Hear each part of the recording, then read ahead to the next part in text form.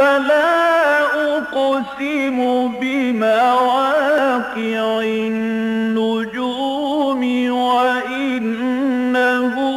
لقسم لو تعلمون عظيم إنه لقرآن كريم في كتاب مكنون لا يمسه إلا المطهرون تنزيل من رب العالمين.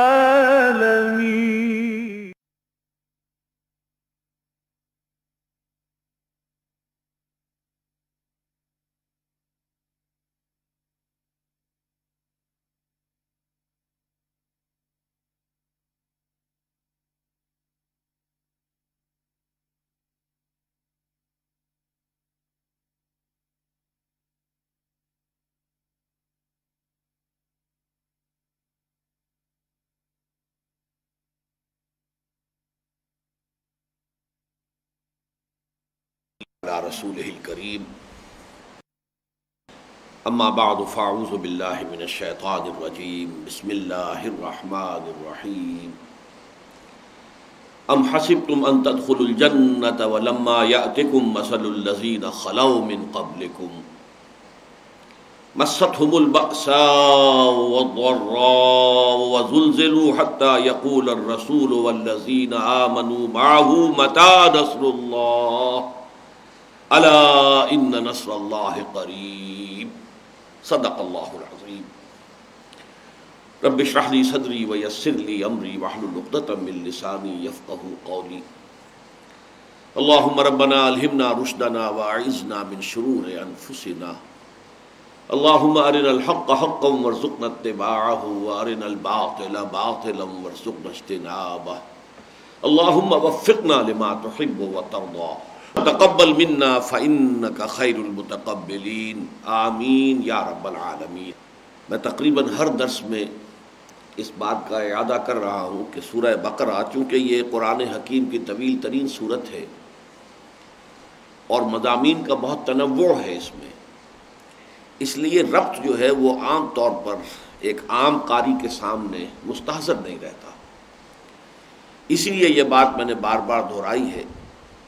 کہ اس کا جو نصف آخر ہے، نصف ثانی ہے 22 رکوعوں پر مشتمل، اس میں 4 مضامین کی لڑیاں ہیں جو آپس میں بٹ دی گئی ہیں۔ وہ 4 مضامین کیا ہیں؟ 2 کا تعلق ہے شریعت سے، احکام شریعت، ان میں سے ایک ہے عبادات سے متعلق، دوسری ہے معاملات سے متعلق، اور 2 لڑیوں کا تعلق ہے جہاد فی سبیل اللہ سے۔ ان میں سے ایک اب قتال فی سبیل اللہ ہے اور ایک انفاق فی سبیل اللہ ہے۔ تو یہ 4 مضامین ہیں کہ جو میں نے مثال بارہا دی ہے کہ اگر ایک لال، ایک نیلی، ایک ہری، ایک پیلی یہ لڑیاں ہوں اور ان کو پھر بٹ دیا جائے آپس میں جیسے رسی بنائی جاتی ہے تو یہ رنگ کٹوا نظر آئیں گے، لال کے بعد پھر نیلا، پھر پیلا، پھر ہرا، پھر لال، پھر نیلا، پیلا، ہرا۔ حالانکہ اگر آپ رسی کو کھول دیں اور لڑیاں جو ہے وہ مسلسل ہوں تو وہ لال جو ہے وہ بھی مسلسل ہے اور نیلی بھی مسلسل ہے اور پیلی بھی اور ہری بھی۔ تو اس سورہ مبارکہ میں یہ 4 مضامین آ رہے ہیں اور دوہرا کر آ رہے ہیں۔ اب جو آیات ابھی آپ کے سامنے تلاوت کی گئی ہیں ان میں اصل مضمون تو ہے قتال فی سبیل اللہ، البتہ یہ کہ تھوڑا سا معاملہ انفاق کا بھی آیا ہے، لیکن یہاں وہ انفاق ذرا دوسرے رنگ میں ہے، لیکن اصل مضمون ان آیات کا قتال فی سبیل اللہ۔ اور چونکہ قتال فی سبیل اللہ کے ضمن میں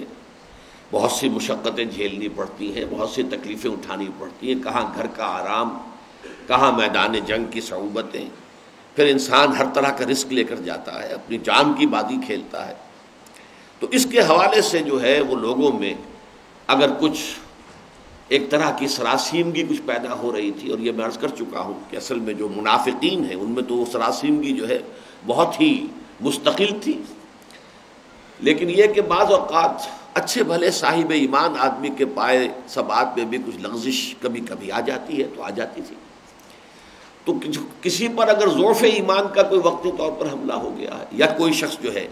نفاق کے روگ میں مبتلا ہے تو ظاہر بات ہے کہ پھر وہ گھبراتا تھا، جیسا کہ میں پچھلے درس میں عرض کر چکا ہوں کہ مکی صورتوں میں سے سورہ حج میں اس کا نقشہ کھینچا گیا ہے کہ وَمِنَ النَّاسِ مَن يَعْبُدُ اللَّهَ عَلَى حَرْفٍ، لوگوں میں سے کچھ ایسے بھی ہیں کہ جو اللہ کی بندگی کرنا چاہتے کنارے کنارے، مجدھار میں نہیں کودنا چاہتے۔ فَإِنْ أَصَابَهُ خَيْرٌ اطْمَأَنَّ بِهِ،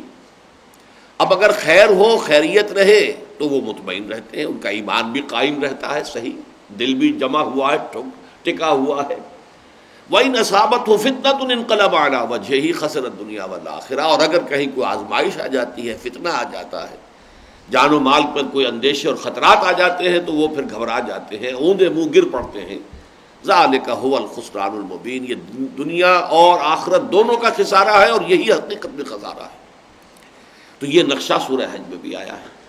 تو اسی طرح کی کیفیات جو ہیں اس کے پس منظر میں سمجھیے کہ یہ آیات آ رہی ہیں۔ کیا تم نے یہ سمجھا تھا ام حسبتم ان تدخلوا الجنہ، کیا تم نے یہ سمجھا تھا کہ جنت میں داخلہ مل جائے گا، جنت میں داخل ہو جاؤ گے؟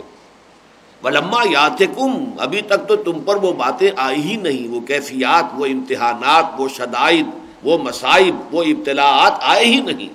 مثل الذین خلوا من قبلکم، جیسے کہ ان لوگوں پر آئی تھی جو تم سے پہلے تھے۔ مستھم البأساء، انہیں گھیر لیا آ کر سختیوں نے۔ سختیاں ہر طرح کی ہو سکتی ہیں لیکن خاص طور پر باسا کا لفظ آتا ہے فقر اور فاقہ، بھوک کی سختی۔ والضراء، اور تکالیف، کہیں کوئی زخم لگ گیا ہے، کوئی چرکا لگ گیا ہے، کہیں اور طرح کا، کہیں کوئی صدمہ پہنچا ہے، تو چاہے وہ ذہنی تکلیف ہے، نفسیاتی تکلیف ہے، یا یہ کہ وہ جسمانی تکلیف ہے۔ وزلزلوا، اور وہ ہلا مارے گئے، گویا کہ ان کو اچھی طریقے سے اللہ تعالیٰ نے آزمایا، جھنجھوڑ ڈالے گئے، زلزلوا جھنجھوڑ ڈالنا۔ حتیٰ یقول الرسول والذین آمنوا معہ، یہاں تک کہ کہہ اٹھتے تھے وقت کے رسول بھی اور ان کے وہ لوگ بھی جو ان کے ساتھ ایمان لائے تھے، متی نصر اللہ، اللہ کی مدد کب آئے گی؟ الا ان نصر اللہ قریب، تب انہیں یہ نوید سنائی جاتی تھی، نوید جاں فضا، یہ خوشخبری کہ اللہ کی مدد قریب ہے۔ یہ بہت اہم مضمون ہے قرآن حکیم کا کہ جو اس آیت میں آیا ہے، لیکن یہ کہ یہ اتنا اہم ہے کہ بار بار آیا ہے، بار بار آیا ہے۔ چنانچہ اس کی بھی اصل جو امہات الآیات ہیں، یعنی اس موضوع کے اوپر جو اصل ذروۂ سنام ہے قرآن مجید کا، جو بنیادی اور اساسی بنیادی اہم آیات ہیں، وہ سورہ عنکبوت کی ہیں۔ وہ مکی صورت ہے اور وہ دور وہ تھا جبکہ فزیکل پرسیکیوشن شدت اختیار کر گئی تھی، مارا جا رہا تھا، پیٹا جا رہا تھا، غلاموں کو خاص طور پر حضرت بلال پر جو بیت رہی تھی وہ آپ کے علم میں ہے، حضرت خباب بن الارت کو دہتے ہوئے انگاروں کے اوپر لٹا دیا گیا، حضرت یاسر، حضرت سمیہ رضی اللہ تعالیٰ عنہما کو تو شہید ہی کر دیا گیا شدید ترین ٹارچر کے بعد۔ تو یہ جو حالات تھے کہ جن سے اہل ایمان دوچار تھے اس وقت، تو کچھ لوگوں کے دلوں میں کوئی اضطراب پیدا ہو گیا، ارتعاش سا پیدا ہو گیا ان کے اعصاب میں، اور حضور کے پاس حاضر ہوئے۔ یہ بخاری شریف کی روایت ہے اور اس کی راوی کون ہے؟ خباب بن الارت، جن کے ساتھ وہ واقعہ پیش آیا تھا کہ ننگی پیٹھ انہیں دہکتے ہوئے انگاروں پر لٹایا گیا تھا کہ وہ پیٹھ کی کھال جلی اور اس کی چربی پگھلی تو اس سے وہ انگارے ٹھنڈے ہوئے۔ اس درجے جو ہے تعذیب، اس درجے ٹارچر سے جو شخص گزرا تھا، اس نے اگر آ کر کہا ہے، اور حدیث کے الفاظ یہ کہ حضور اس وقت خانہ کعبہ کی ایک دیوار کے سائے میں اپنی چادر کی ٹیک لگا کر آپ استراحت فرما رہے تھے، تو ہم حاضر ہوئے، ہم نے عرض کیا حضور اب تو یہ مصائب ناقابل برداشت ہوتے جا رہے ہیں، الا تدعو لنا، آپ ہمارے لیے دعا نہیں کرتے کہ اللہ تعالیٰ کی طرف سے نصرت آ جائے؟ تو حضور نے بھی کچھ اظہار ناراضگی فرمایا، آپ اٹھ کر بیٹھ گئے اور آپ نے کہا خدا کی قسم تم بہت جلدی مچا رہے ہو، تم سے پہلے کے لوگوں پر تو وہ مصیبتیں آئیں جو تم پر ابھی آئی ہی نہیں ہیں، وہی بالکل الفاظ جو اس آیت میں آئے۔ یہ تو سورہ بقرہ کی آیت ہے، میں آپ کو واقعہ بتا رہا ہوں 8 سال پہلے کا، وہ تو سمجھیے سن 5 یا 6 90 کی صورت ہے وہ سورہ عنکبوت، کہ تم سے پہلے جو امتیں تھیں جو ایمان لاتے تھے رسولوں پر، ان کا تو یہ بھی ہوتا تھا کہ زندہ آگ میں جلا دیے جاتے تھے، یہ بھی ہوتا تھا کہ لوہے کے کنگھوں سے ان کی ہڈیوں پر سے ان کے گوشت کو کھرچ لیا جاتا تھا، یہ بھی ہوتا تھا کہ ایک گڑھا کھود کر ایک آدمی کو گاڑ دیا جاتا تھا اس میں، اور پھر اس کے سر کے اوپر آرا رکھ کر چیرنا شروع کرتے تھے اور پورے جسم کو 2 حصوں میں تقسیم کر دیتے تھے، لیکن پھر بھی وہ ثابت قدم رہتے تھے۔ تو تم تو جلدی بچا رہے ہو، خدا کی قسم وہ دن آ کر رہے گا کہ ایک سوار صنعاء سے حضر موت تک سفر کرے گا اور اسے سوائے اللہ کے کسی کا خوف نہیں ہوگا، لیکن بہرحال وقت لگے گا۔ یہ جو واقعہ میں نے آپ کو سنایا ہے، اب ذرا اس پس منظر میں وہ آیات دیکھیے، الف لام میم، احسب الناس ان یترکوا ان یقولوا آمنا وهم لا یفتنون، کیا لوگوں نے یہ سمجھا تھا کہ وہ چھوڑ دیے جائیں گے، چھوٹ جائیں گے، جہنم سے نجات مل جائے گی، اللہ تعالیٰ کے عقوبت سے اور سزا سے بچ جائیں گے صرف یہ کہنے سے کہ ہم ایمان لے آئے؟ وهم لا یفتنون، اور انہیں آزمایا نہیں جائے گا۔ وَلَقَدْ فَتَنَّا الَّذِينَ مِن قَبْلِهِمْ، ہم نے تو ہمیشہ آزمایا ہے جو بھی پہلے آیا، جس نے بھی اس وادی میں قدم رکھا، جس نے بھی اس کوچے کے اندر قدم رکھا، جس نے بھی کہا میں ایمان لایا اللہ پر، ہم نے آزمایا اسے۔ وَلَقَدْ فَتَنَّا الَّذِينَ مِن قَبْلِهِمْ فَلَيَعْلَمَنَّ اللَّهُ الَّذِينَ صَدَقُوا وَلَيَعْلَمَنَّ الْكَاذِبِينَ، تو اللہ تو ظاہر کر کے رہے گا ان کو کہ جو سچے ہیں، واقعی صادق الایمان ہیں، اور ان کو کہ جو جھوٹ موٹ کے مومن بنے پھرتے ہیں، جو حقیقت میں مومن نہیں ہیں بلکہ صرف یہ کہ انہوں نے ایمان کا لبادہ اوڑھ لیا۔ اور یہ مضمون اسی رکوع میں سورہ عنکبوت کے پہلے رکوع میں ذرا آگے چل کر اور واضح ہوا، آیت نمبر 11 میں وَلَيَعْلَمَنَّ اللَّهُ الَّذِينَ آمَنُوا وَلَيَعْلَمَنَّ الْمُنَافِقِينَ، اللہ تو لازماً ظاہر کر دے گا کون حقیقتاً مومن ہے اور کون منافق ہے۔ یعنی جو جھیل نہیں سکتا، جو تحمل نہیں کر سکتا، جو برداشت نہیں کر سکتا، جس کی ہمت جواب دے جاتی ہے، جو پیٹھ دکھا دیتا ہے، جو پسپائی اختیار کرنا شروع کر دیتا ہے، پھر وہ مومن نہیں ہے، وہ منافق ہے۔ اور انہی آزمائشوں کے ذریعے ہی سے تو یہ بات کھلتی ہے کہ کون مومن ہے، کون منافق ہے، کون سچا ہے اپنے دعوی ایمان میں اور کون جھوٹ موٹ کا مدعی ایمان ہے۔ تو اگر یہ فتنے نہ ہوں، یہ آزمائشیں نہ ہوں، یہ تکالیف نہ ہوں، یہ مصیبتیں نہ ہوں، تو یہ دودھ کا دودھ پانی کا پانی جدا کیسے ہوگا؟ یہ تو سب گڑبڑ رہیں گے۔ تو یہ مضمون جو سورہ عنکبوت کی ان آیات میں انتہائی یوں سمجھیے، اسی لیے میں نے امہات الآیات قرار دیا اس موضوع پر قرآن مجید کا ضربہ سلام جو ہے وہ سورہ عنکبوت کا پہلا رکوع ہے، اور اس میں انداز اللہ کا بھی وہی ناراضگی کا ہے۔ وہ خطاب نہیں کیا مسلمانوں سے کہ تم کیوں گھبرا رہے ہو، احسب الناس ان یترکوا، یہ غائبانہ انداز جو ہے اس میں ایک مغایرت کا سا انداز ہے، گویا کہ اللہ تعالیٰ التفات نہیں فرمانا چاہتے کہ تم تو جلدی بچا رہے ہو، جیسے حضور نے فرمایا تھا کہ خدا کی قسم تم جلدی بچا رہے ہو۔ احسب الناس ان یترکوا ان یقولوا آمنا وهم لا یفتنون، کیا لوگوں نے یہ سمجھا تھا کہ وہ ایمان لے آئیں گے، ایمان لانے کا دعویٰ کر کے ہی چھوٹ جائیں گے اور انہیں آزمایا نہ جائے گا؟ وَلَقَدْ فَتَنَّا الَّذِينَ مِن قَبْلِهِمْ فَلَيَعْلَمَنَّ اللَّهُ الَّذِينَ صَدَقُوا وَلَيَعْلَمَنَّ الْكَاذِبِينَ۔ اور جیسا کہ میں نے عرض کیا، یہ تو ابتدائی 3 آیتیں ہیں، اور 11ویں آیت میں اس رکوع کے پھر مضمون آیا وَلَيَعْلَمَنَّ اللَّهُ الَّذِينَ آمَنُوا وَلَيَعْلَمَنَّ الْمُنَافِقِينَ، اللہ تعالیٰ تو واضح کر دے گا، کھول کر رکھ دے گا ان کو بھی کہ جو واقعتاً مومن ہے اور ان کو بھی کہ جو منافق ہے۔ یہاں ذرا ایک بات تو یہ نوٹ کیجئے کہ فتنے کا لفظ جو ہے قرآن مجید میں بار بار آیا ہے۔ فتنہ کہتے ہیں اصل میں عربی زبان میں کسوٹی، کسوٹی کے اوپر گھس کر رگڑ کر یہ معلوم کیا جاتا تھا کہ یہ زر خالص ہے، سونا صحیح ہے یا اس میں کوئی کھوٹ ہے۔ ظاہر بات ہے رگڑ لگے گی تو پتہ چلے گا نا۔ اگر کسی برتن کے اوپر سونے کا ملمہ کیا ہوا ہے تو رگڑیں گے تو معلوم ہوگا کہ یہ تو ملمہ تھا، یہ اصل سونا ہے ہی نہیں۔ تو یہ جو رگڑ لگتی ہے، یہ جو آزمائش کے اندر تکلیف اور مصیبت، جس کو کہ کہا ہے اکبر الہ آبادی نے کہ تو خاک میں مل اور آگ میں جل، جب خشت بنے تب کام چلے۔ جب تک کہ یہ اس طریقے سے جو اینٹ ہے وہ پکی ہوتی ہے، جب آپ پجاوے میں اس کو ڈالتے ہیں اور اس میں وہ آگ جو ہے اس کو پکاتی ہے، تو خاک میں مل اور آگ میں جل، جب خشت بنے تب کام چلے۔ ان خام دلوں کے عنصر پر بنیاد نہ رکھ، تعمیر نہ کر، کچے پکے لوگوں کو لے کر کھڑے ہو جائیں میدان میں اور باطل کو چیلنج کر دیں، تو ظاہر بات ہے کہ وہ نتیجہ پہلے سے معلوم ہوگا۔ پختہ ہونے چاہیے، جس کو اقبال نے پھر کہا ہے کہ خام ہے جب تک تو ہے مٹی کا ایک انبار تو، اور پختہ ہو جائے تو ہے شمشیر بے زنہار تو۔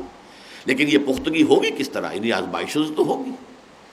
لیکن یہ کہ بہت عمدہ بات نوٹ کر لیجئے، قرآن مجید میں اس فتنے کی 3 نسبتیں آئی ہیں۔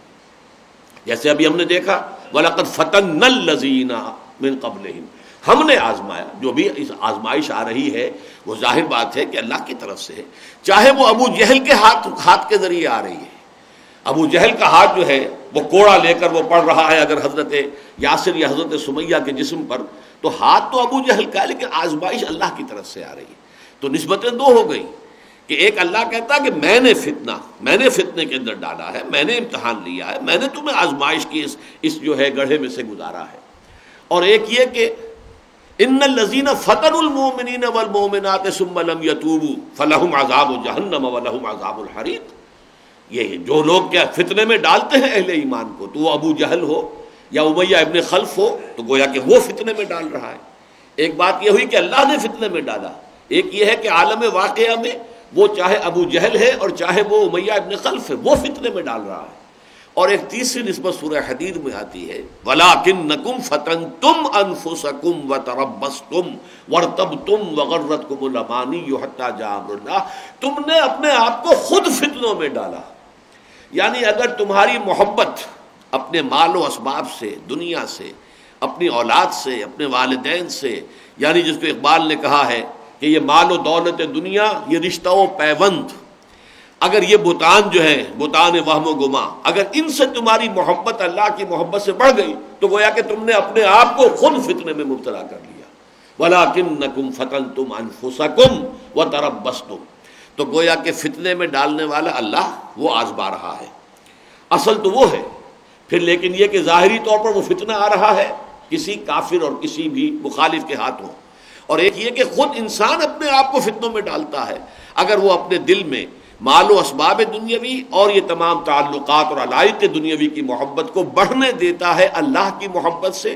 اور اللہ کے رسول کی محبت سے اور اللہ کی راہ میں جہاد کی محبت سے۔ قُلْ إِنْ كَانَ آبَاؤُكُمْ وَأَبْنَاؤُكُمْ وَإِخْوَانُكُمْ وَأَزْوَاجُكُمْ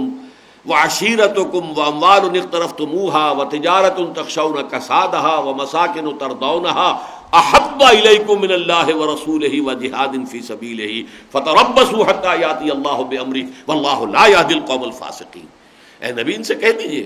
اگر تمہیں اپنے باپ، اپنے بیٹے، اپنے بھائی، اپنی بیویاں یا بیویوں کے لیے ان کے شوہر، اور یہ کہ اپنے رشتہ دار اور اپنے وہ مال جو بڑی محنت سے جمع کیے ہیں، وہ کاروبار جنہیں بڑی محنت سے جمایا ہے، جس کے کساد کا تمہیں اندیشہ رہتا ہے، تخشون کسادہ، اور یہ کہ وہ محل جو تم نے بنائے ہیں، حویلیاں بنائی ہیں تم نے، بڑے بڑے جو ہیں کوٹھیاں بنائی ہیں جو تمہیں بڑی پسند ہیں، انہیں سجایا ہے، اس میں ڈیکوریشن پیسز لا کر رکھے ہیں کہیں کہیں سے اور دور دراز سے اور بڑی قیمتی، اگر یہ چیزیں محبوب تر ہیں اللہ سے، اللہ کے رسول سے صلی اللہ علیہ وسلم اور اللہ کی راہ میں جہاد سے، فَتَرَبَّصُوا حَتَّىٰ يَأْتِيَ اللَّهُ بِأَمْرِهِ وَاللَّهُ لَا يَهْدِي الْقَوْمَ الْفَاسِقِينَ۔ تو جاؤ دفع ہو جاؤ، انتظار کرو یہاں تک کہ اللہ اپنا فیصلہ سنا دے، اور اللہ ایسے فاسقوں کو، ایسے ناہنجاروں کو ہدایت نہیں دیتا۔ یہ ہے اصل میں وہ مستقل مضمون اس قرآن حکیم کا کہ صاحب ایمان کے لیے لازماً ابتلا، امتحان، آزمائش، بلکہ اس کو نوٹ کر لیجئے جس کا جتنا اونچا مقام ہوگا اتنی ہی بڑی آزمائشیں اس پر آئیں گی، اتنے ہی سخت تر امتحانات سے اس کو گزرنا ہوگا۔ جس کی سب سے بڑی مثال جو آئی ہے وہ حضرت ابراہیم علیہ السلام کی ذات مبارکہ ہے، کیسے کیسے امتحانات سے وہ گزرے ہیں۔ وَإِذِ ابْتَلَىٰ إِبْرَاهِيمَ رَبُّهُ بِكَلِمَاتٍ فَأَتَمَّهُنَّ قَالَ إِنِّي جَاعِلُكَ لِلنَّاسِ إِمَامًا، اور یاد کرو جب کہ ابراہیم کو آزمایا ان کے رب نے بڑی بڑی باتوں میں، کلماتن، یہ جو تنکیر ہوئی ہے، نکرہ آیا تفخیم کے لیے، بہت بڑے بڑے امتحانات۔ اکلوتا بیٹا 87 برس کی عمر میں دعائیں مانگ مانگ کر لیا، آخری امتحان یہ تھا اس بوڑھے کا، اس ضعیف کا، 87 برس کی عمر میں بیٹا ہوا ہے، اور اب 13 برس کا بیٹا ہو گیا ہے، وہ بوڑھا 100 برس کا ہے اور اکلوتا بیٹا ہے۔ فرمایا ذبح کر دو، اور وہ ذبح کرنے کے لیے تیار ہو گیا۔ یا ابراہیم قد صدقت الرؤیا انا کذالک نجزی المحسنین، گویا کہ ممتحن جو ہے اس کی بس ہو گئی ہے، جس کا امتحان لیا جا رہا تھا وہ یہاں بھی پیچھے نہیں ہٹا، آخری جو ہے ممتحن کو کہنا پڑا ہے اے ابراہیم بس کرو، بس ہمارا امتحان پورا ہو گیا۔ تو یہ امتحان اور آزمائش جو ہے یہ گویا کہ سنت اللہ ہے، یہ اللہ کا قانون ہے، اور اس میں جو جتنا اوپر جائے گا اتنے ہی سخت سے سخت تر امتحانات جو ہیں اس حساب کا پیش آئے گا، یہ گویا کہ اس دی رول، یہ قانون ہے۔ اب دیکھیے یہ مضمون جو اس آیت میں آیا، ام حسبتم ان تدخلوا الجنة ولما يأتكم مثل الذين خلوا من قبلكم مستهم البأساء والضراء وزلزلوا حتی یقول الرسول والذین آمنوا معه متی نصر اللہ الا ان نصر اللہ قریب۔ یہ خاص کلائمیکس ہوتا ہے جب کہ کسی ایک فرد پر یا کسی ایک جماعت پر ابتلا اپنے اس کلائمیکس کو پہنچ جاتی ہے، پھر وہاں سے گویا کہ رخ بدلتا ہے حالات کا۔ اس کو نوٹ کر لیجئے، سیرت مطہرہ، سیرت محمدی علیہ صاحب الصلاۃ والسلام میں وہ کلائمیکس جو ہے ذاتی ابتلا و آزمائش کا کلائمیکس، وہ یوم طائف ہے۔ یوم طائف میں جو کچھ حضور پر بیتی ہے 2 دنوں میں، اس پر حضور کی واقعتاً یہ الفاظ اگرچہ اچھے نہیں لگیں گے، چیخیں نکل گئیں، اس میں کوئی شک نہیں۔ اس لیے کہ جو دعا ہے، اس کے بعد جب واپس آ رہے تھے آپ اور ایک جگہ تھوڑے سے استراحت کے لیے رکے ہیں، تو جو دعا مانگی ہے واقعتاً یہ ہے کہ انسان پڑھتا ہے تو کانپ اٹھتا ہے، اللہم الیک اشکو ضعف قوتی وقلت حیلتی وہوانی علی الناس۔ اے اللہ، تیری جناب میں فریاد لے کر آیا ہوں اپنے وسائل کی کمی کا، اپنے قوت کی کمزوری کا۔ الی من تکلنی، مجھے کس کے حوالے کر دیا ہے؟ الی بعید یتجہمنی اور الی عدو ملکت امری، مجھے تو نے حوالے کر دیا دشمن کے کہ جو چاہے مجھ سے میرے ساتھ کر گزرے۔ اب یہ دیکھیے، یہ فریاد کس حد تک آ گئی، اگر چاہیے کہ اس کے بعد وہ مقام عبدیت جو ہے اس کا غلبہ ہوتا ہے۔ ان لم یکن علی غضبک فلا ابالی، اے اللہ اگر تو ناراض نہیں ہے تو مجھے کوئی پرواہ نہیں، ٹھیک ہے، سر تسلیم خم ہے جو مزاج یاد میں آئے، مجھے اندیشہ ہے تو اس بات کا کہیں تو ناراض تو نہیں ہو گیا۔ ان لم یکن علی غضبک فلا ابالی اعوذ بنور وجهک الذی اشرقت له الظلمات، میں تو تیرے ہی چہرہ انور کی جو انوار ہیں، جو اس کی روشنی ہے، اس کے نور، اسی کی پناہ میں آتا ہوں۔ یہ معاملہ حضور پر ہوا ہے یوم طائف کو، اور اس کے بعد سے وہ پھر گیئر لگا ہے آزمائشوں کا دور حضور کے لیے ذاتی طور پر۔ اگرچہ آپ سمجھیں گے کہ غزوہ احد میں حضور کو تکلیف ہوئی، وہ ٹھیک ہے، لیکن یہ کہ غزوہ احد میں حضور کے دائیں بائیں سامنے آگے وہ لوگ موجود تھے جنہوں نے اپنی جسموں کو ڈھال بنایا ہے حضور کے لیے۔ یہاں تو حضور تنہا تھے، زیادہ سے زیادہ حضرت زید ابن حارثہ رضی اللہ تعالیٰ عنہ ساتھ تھے۔ جب پتھراؤ ہو رہا تھا، وہ آگے آ کر اگر دیوار بن کر کھڑے ہوتے تھے تو پیچھے سے پتھر آتے تھے، وہ پیچھے جاتے تھے تو آگے سے پتھر آتے تھے۔ اور کوئی جس کو کہا جائے کسب پرسی، شوق ستم گارے رسوا سر بازارے، صورتحال حضور صلی اللہ علیہ وسلم کی وہ طائف کی گلیوں میں تو یہ تھی۔ لیکن یہی معاملہ اجتماعی طور پر مسلمانوں کے لیے بحیثیت جماعت جو ہے یہ غزوہ احزاب میں جا کر ہوا، شدید ترین۔ وہاں پر بھی یہی بات سورہ احزاب کے اندر آ گئی ہے کہ تمہارے دل جو ہے تمہاری ہنسلیوں تک آ پہنچے تھے مسلمانوں، اور طرح طرح کے گمان جو ہے تمہارے دلوں میں پیدا ہو رہے تھے، تظنون باللہ الظنون۔ اور اس وقت یہ ہے کہ منافقین کا نفاق جو ہے ان کی زبان پر آ گیا، ما وعدنا اللہ ورسولہ الا غرورا، یہ تو اللہ اور اس کے رسول نے ہم سے جو وعدے کیے تھے جھوٹے ثابت ہوئے، ہمیں سبز باغ دکھا کے مروا دیا، ہم سے کہا گیا تھا قیصر و کسریٰ کے خزانے تمہارے قدموں میں ہوں گے، حال ہمارا یہ ہو گیا ہے کہ رفع حاجت کے لیے باہر نہیں جا سکتے۔ تو یہ تو سب جھوٹ تھا، فریب تھا۔ ما وعدنا اللہ ورسولہ الا غرورا، ہمیں اللہ اور اس کے رسول نے دھوکہ دے کے مروا دیا۔ لیکن جو اہل ایمان تھے ان کی زبان پر ان کا ایمان آیا ہے کس کیفیت کے ساتھ، ھذا ما وعدنا اللہ ورسولہ وصدق اللہ ورسولہ، یہی تو ہے جس کا وعدہ کیا تھا اللہ نے اور اس کے رسول نے۔ اس نے تو بالکل ابتدا میں مکی دور کے فرما دیا تھا، وَلَنَبْلُوَنَّكُمْ بِشَيْءٍ مِّنَ الْخَوْفِ وَالْجُوعِ وَنَقْصٍ مِّنَ الْأَمْوَالِ وَالْأَنفُسِ وَالثَّمَرَاتِ، وہ آ گیا سامنے، ھذا ما وعدنا اللہ ورسولہ وصدق اللہ ورسولہ۔ تو یہ جو ہے ایمان علیحدہ ہو جانا، نفاق علیحدہ ہو جانا، یہی اصل میں اس ابتلا اور آزمائش کی حکمت ہے۔ یہ جو کلائمیکس کو پہنچ گیا صحابہ کرام کی جماعت کے لیے بحیثیت مجموعی، اس کے بعد سے ریورسل ہو گیا ہے۔ غزوہ احزاب کے بعد ہی حضور نے فرما دیا تھا، اور غزوہ احزاب کے بعد ہی سورہ صف نازل ہوئی ہے، جس میں کہ یہ بشارت دے دی گئی کہ اب فتح قریب ہے۔ وَأُخْرَىٰ تُحِبُّونَهَا نَصْرٌ مِّنَ اللَّهِ وَفَتْحٌ قَرِيبٌ أَلَا إِنَّ نَصْرَ اللَّهِ قَرِيبٌ، جو یہ الفاظ آئے ہیں سورہ پھر صف کے اندر، وَأُخْرَىٰ تُحِبُّونَهَا نَصْرٌ مِّنَ اللَّهِ وَفَتْحٌ قَرِيبٌ وَبَشِّرِ الْمُؤْمِنِينَ۔ اور اے نبی اب آپ اہل ایمان کو بشارت دے دیجیے کہ اب صورتحال بدل جائے گی، ٹیبل ول بی ٹرنڈ۔ چنانچہ یہ روایات میں آتا ہے کہ حضور نے بشارت دے دی تھی اہل ایمان کو غزوہ احزاب کے بعد، لن تغزوکم قریش بعد عامکم ھذا ولکنکم تغزونہم، اے مسلمانوں تمہارے آج کے اس سال کے بعد اب قریش تم پر دوبارہ حملہ آور ہو کر نہیں آ سکتے، ان کی بس ہو گئی ہے، بلکہ اب تمہاری طرف سے انیشیٹو ہوگا، تم جاؤ گے۔ چنانچہ آپ کو معلوم ہے اگلے سال ہی حضور 1400 یا 1800 صحابہ کے ساتھ گئے ہیں عمرے کی نیت سے، اور وہاں صلح حدیبیہ ہو گئی، جس کو کہ اللہ تعالیٰ نے فرمایا انا فتحنا لک فتحا مبینا، یہ گویا کہ اگلے سال ہو گیا۔ تو اس اعتبار سے یہ معاملہ ہوتا ہے کہ جب یہ ابتلاء اور آزمائش اپنے کلائمیکس کو پہنچ جائے، انفرادی سطح پر بھی اور اجتماعی سطح پر بھی، تو اس کے بعد پھر وہ وقت آتا ہے کہ جب کہ وقت کے رسول بھی پکار اٹھے اور ان کے ساتھی بھی، متی نصر اللہ الا ان نصر اللہ قریب۔ اب دیکھیے یہ جو سورہ بقرہ کی آیت نمبر 214 ہے، بالکل یہی مضمون اگلی سورت جو ہے سورہ آل عمران کی آیت نمبر 142 میں ہے، پھر بالکل یہی مضمون سورہ توبہ کی آیت نمبر 16 میں ہے۔ آپ کے علم میں ہوگا یہ سائنس آف نمبرز کہلاتی ہے، آکلٹ سائنسز کے اندر ہے، اعداد کا علم الاعداد۔ تو اگر 214 کو آپ جمع کریں گے، 2 جمع 1 جمع 4 7 بنے گا۔ آیت نمبر 214 ہے سورہ بقرہ کی،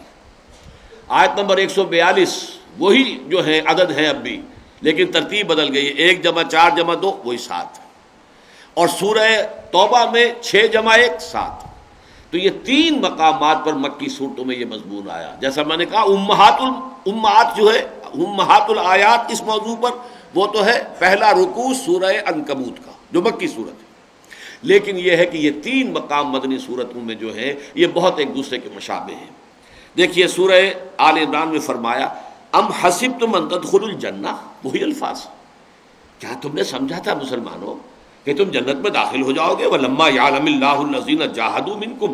وَيَعْلَمَ الصَّابِرِينَ۔ ابھی تک تو اللہ نے دیکھا ہی نہیں ہے کہ تم میں سے کون ہے جو واقعتاً جہاد کا حق ادا کرنے والے ہیں اور کون ہے جو واقعتاً صبر کرنے والے ہیں، ابھی تو دیکھنا باقی ہے۔ یہاں ایک خاص بات نوٹ کیجئے، اس لیے کہ ہم ترجمے میں کچھ فرق ڈالتے ہیں، یہاں کیوں ڈالتے ہیں اس کو سمجھ لیجئے۔ دیکھیے آزمائش میں یہ چیز گویا کہ ہمارے تصور آزمائش میں یہ چیز مضمر ہوتی ہے کہ اس کا نتیجہ جو ہے آزمائش دینے والے کو، آزمائش کرنے والے کے علم میں نہیں ہوتا، اس لیے تو آزمائش کرتا ہے۔ ممتحن امتحان لیتا ہے بچے کا، ظاہر بات ہے اسے نہیں معلوم ہے وہ تو امتحان میں کیا لکھے گا بچہ، کیا نتیجہ نکلے گا، وہ تو امتحان کے نتیجے سے اس کے علم میں آئے گا نا، جو کچھ اس نے لکھا ہوگا تو ممتحن سمجھے گا کہ اس نے یہ کیا۔ یہی وجہ ہے کہ جتنی بھی آیات ابتلاء کی ہیں، امتحان کی ہیں، آزمائش کی ہیں، فتنے کی ہیں، وہاں ہر جگہ یعلم، تاکہ اللہ جان لے، یعلم المنافقین، تاکہ اللہ جان لے منافقوں کو، وَلَيَعْلَمَنَّ اللَّهُ الَّذِينَ صَدَقُوا وَلَيَعْلَمَنَّ الْكَاذِبِينَ، تاکہ اللہ، اور اللہ تو لازماً جان کر رہے گا سچوں کو بھی، اور اللہ تعالیٰ تو لازماً جان کر رہے گا جھوٹوں کو بھی۔ لیکن چونکہ اللہ تعالیٰ کا معاملہ یہ ہے، یہ تو لفظ اللہ نے وہ استعمال کیا جو ہماری ذہنیت کے مطابق ہے، ہمارے تصور کے مطابق ہے، ہماری سوچ کے مطابق ہے، کہ امتحان کا نتیجہ تو اس کے بعد ہی ظاہر ہوتا ہے، ممتحن کو پہلے سے معلوم نہیں ہوتا کہ اس کا نتیجہ کیا نکلے گا، تاکہ جان لے ممتحن جو ہے اس کے علم میں آ جائے کہ یہ جو شخص ہے یہ کتنے پانی میں ہے۔ عند الامتحان یکرم المرء او یہان، امتحان کے موقع پر تو 2 ہی نتیجے ہوتے ہیں، یا کسی انسان کی عزت ہوتی ہے، اعزاز ہوتا ہے، اکرام ہوتا ہے، he comes out with flying colours, اور یا یہ ہے کہ اس کی اہانت ہو جاتی، توہین ہو جاتی، وہ فیل ہو جاتا ہے۔ لیکن چونکہ اللہ کا علم قدیم ہے، یہ صرف اہل تشیع کے ہاں ہے کہ وہ یہ کہتے ہیں کہ اللہ کو بدع بھی ہوتا ہے، یعنی اللہ کے علم میں اضافہ ہوتا ہے۔ بہت سی چیزیں ایسی ہیں جو اللہ کو پہلے سے معلوم نہیں ہوتی، بعد میں جب کہ وہ وقوع پذیر ہو جاتی ہیں تو اس کے علم میں آتی ہیں۔ یہ گویا کہ ان آیات کو وہ ان کے لفظ کے اوپر محمول کر رہے ہیں، یعلم، تاکہ اللہ جان لے۔ یہاں بھی ہم نے ابھی پڑھا وَلَمَّا يَعْلَمِ اللَّهُ الَّذِينَ جَاهَدُوا مِنكُمْ وَيَعْلَمَ الصَّابِرِينَ، ابھی تو اللہ نے دیکھا ہی نہیں، جانا ہی نہیں کہ کون ہے تم میں سے جہاد کرنے والے اور کون ہے تم میں سے صبر کرنے والے۔ لفظ علم آ رہا ہے، لیکن ہم ہمیشہ ایسی آیات پر سے گزریں گے تو ترجمہ کریں گے اللہ ظاہر کر دینا چاہتا ہے، ورنہ اللہ کا علم تو قدیم ہے، ما کان و ما یکون پر حاوی ہے۔ اللہ کے لیے کوئی بدع نہیں ہے، معاذ اللہ ثم معاذ اللہ ثم معاذ اللہ، اللہ کا علم قدیم ہے۔ آن واحد میں کل ماضی، کل مستقبل، کل حال اللہ کی نگاہوں کے سامنے ہے، بلکہ اس کے لیے ماضی مستقبل حال ہے ہی نہیں، اس کا کوئی وجود ہے ہی نہیں سرے سے۔ اللہ تعالیٰ کے علم کے اسی وجہ سے ہم ترجمہ جب کرتے ہیں تو وَلَمَّا يَعْلَمِ، اللہ نے ابھی ظاہر نہیں کیا، یا دیکھا کر سکتے ہیں ہم، اللہ نے ابھی نہیں دیکھا کہ تم میں سے کون لوگ ہیں جو واقعتاً جہاد کرنے والے ہیں اور کون لوگ ہیں کہ جو واقعتاً صبر کرنے والے ہیں۔ یہی مضمون پھر سورہ توبہ میں آیا ہے، ام حسبتم ان تترکوا، اے مسلمانوں کیا تم نے یہ سمجھا تھا کہ تم چھوٹ جاؤ گے، چھوڑ دیا جائے گا تمہیں؟ وَلَمَّا يَعْلَمِ اللَّهُ الَّذِينَ جَاهَدُوا مِنكُمْ، بالکل وہی الفاظ. ابھی تو اللہ نے دیکھا ہی نہیں، اللہ نے یہ ظاہر نہیں کیا کہ کون ہے تم میں سے جہاد کرنے والے. وَلَمْ يَتَّخِذُوا مِن دُونِ اللَّهِ وَلَا رَسُولِهِ وَلَا الْمُؤْمِنِينَ وَلِيًّا، اور ابھی تو اللہ نے یہ نہیں دیکھا کہ تم میں سے کون وہ لوگ ہیں جو اللہ اور اس کے رسول اور اہل ایمان کے سوا کسی کو دل کا بھیدی نہیں بناتے. ان کے وہ سارے پرانے رشتے جو ہیں وہ ایمان کی تلوار سے کٹ چکے ہیں.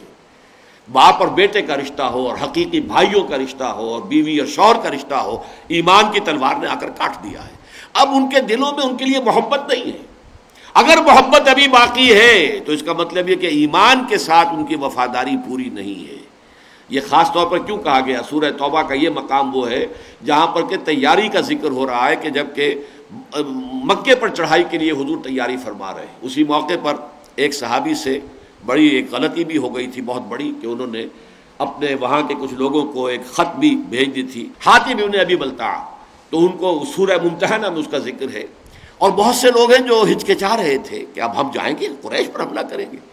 تو اس وقت یہ کہا گیا کہ آج پتہ چلے گا کہ واقعتاً ایمان کی تلوار سے سارے رشتے کٹ چکے ہیں یا نہیں. ابھی تو اللہ نے دیکھا ہی نہیں. ام حسبتم ان تترکوا ولما یعلم اللہ الذین جاہدوا منکم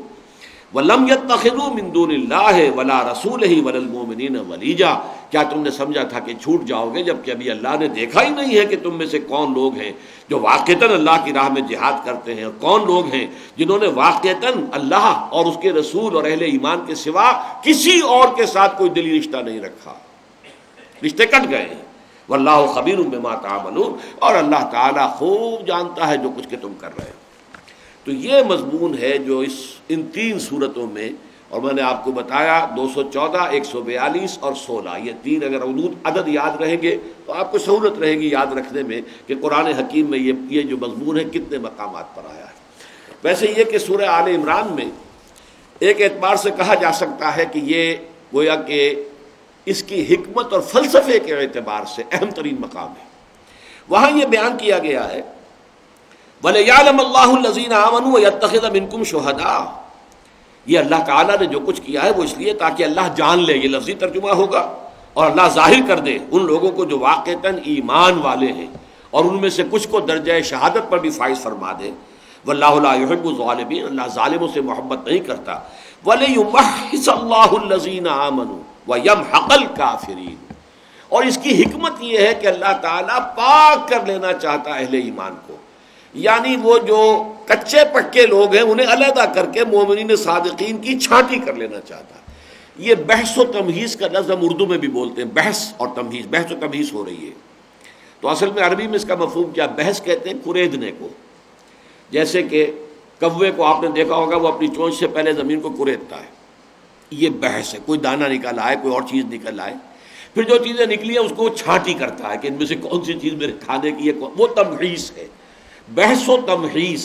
پہلے تو کھود کرید کرنا، کسی بھی مسئلے کے اندر اس کے مختلف پہلو ہو سکتے ہیں، وہ سب کے سب پروز اینڈ کونز سارے کے سارے دیکھ لیے جائیں، یہ بحث ہے. آپ نے کھود کرید کر لی، اب آپ نے چھانٹی کرنی ہے، تو یہ تمہیز ہے، بحث و تمہیز. تو تمہیز کا لفظ آیا ہے کہ اللہ تعالیٰ پاک کر لینا چاہتا ہے، چھانٹ لینا چاہتا ہے ان کو جو واقعتاً سچے اہل ایمان ہیں. تو اس اعتبار سے، اور اس کو پھر اسی سورہ مبارکہ میں آگے چل کر بھی کہا گیا ہے ما کان اللہ لیذر المؤمنین علی ما انتم علیہ حتی یمیز الخبیث من الطیب. اللہ تعالیٰ کو یہ منظور نہیں ہے کہ تمہیں رہنے دے اسی صورت میں جس میں کہ تم ہو. اس وقت تو کچے پکے سب گڑبڑ ہیں، اہل ایمان اور منافق سب رلے جلے ہیں، ملے جلے ہیں. وہ تو آزمائش آئے گی تو پتہ چلے گا یہ منافق تھا اور یہ صاحب ایمان تھا، یہ ثابت قدم رہا، اس نے جو ہے ہر مصیبت کو جھیلا، برداشت کیا پامردی کے ساتھ، یہاں تک کہ اپنی جان دے دی، یا جو بھی بڑی سے بڑی تکلیف آئی اس کو جھیلا، اور یہ وہ ہے جو پیٹھ دکھا کے بھاگ گیا. تو یہ ہے ما کان اللہ لیذر المؤمنین علی ما انتم علیہ. یہ اللہ کی سنت نہیں ہے، طریقہ نہیں ہے کہ اہل ایمان کو چھوڑے رکھے اسی حالت میں جس میں کہ تم ہو، یعنی مومن اور منافق گڑبڑ ہو، کچے اور پکے گڑبڑ ہو. حتی یمیز الخبیث من الطیب، یہاں تک کہ اللہ تعالیٰ پاک کو ناپاک سے ممیز کر دے. حتی یمیز، تو تمییز ہم جسے تمیز کہتے ہیں عربی میں یہ لفظ تمییز ہے، دو یہ آئیں گی، بیض یمیز تمییزا باب تفعیل سے.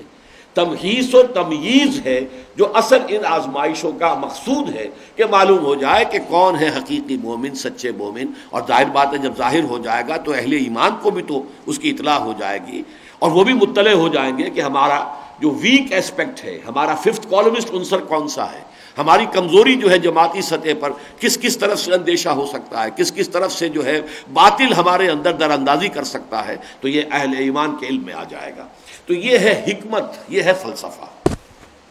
اب آگے چلیے. ام حسبتم ان تدخلوا الجنة ولما يأتكم مثل الذين خلوا من قبلكم مستهم البأساء والضراء وزلزلوا حتى يقول الرسول والذين آمنوا معه متى نصر الله ألا إن نصر الله قريب.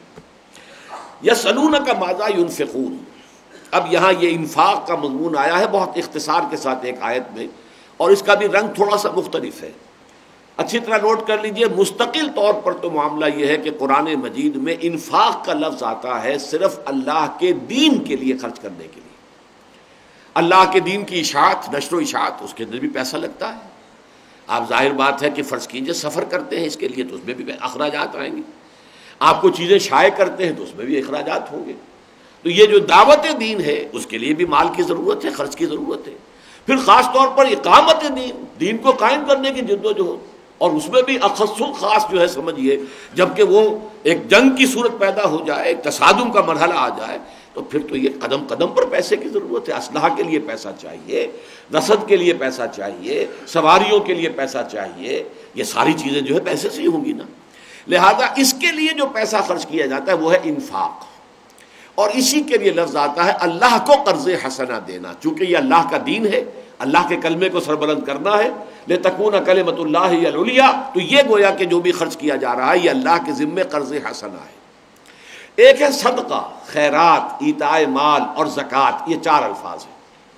صدقہ، زکوٰۃ یہ کس کے لیے ہے؟ غرباء کے لیے، مساکین کے لیے، یتیموں کے لیے، بیواؤں کے لیے، بھوکوں کے لیے، مسافروں کے لیے، مقروضوں کے لیے، غلاموں کو غلامی سے نجات دلانے کے لیے. یہ دو مدیں علیحدہ ہو گئی.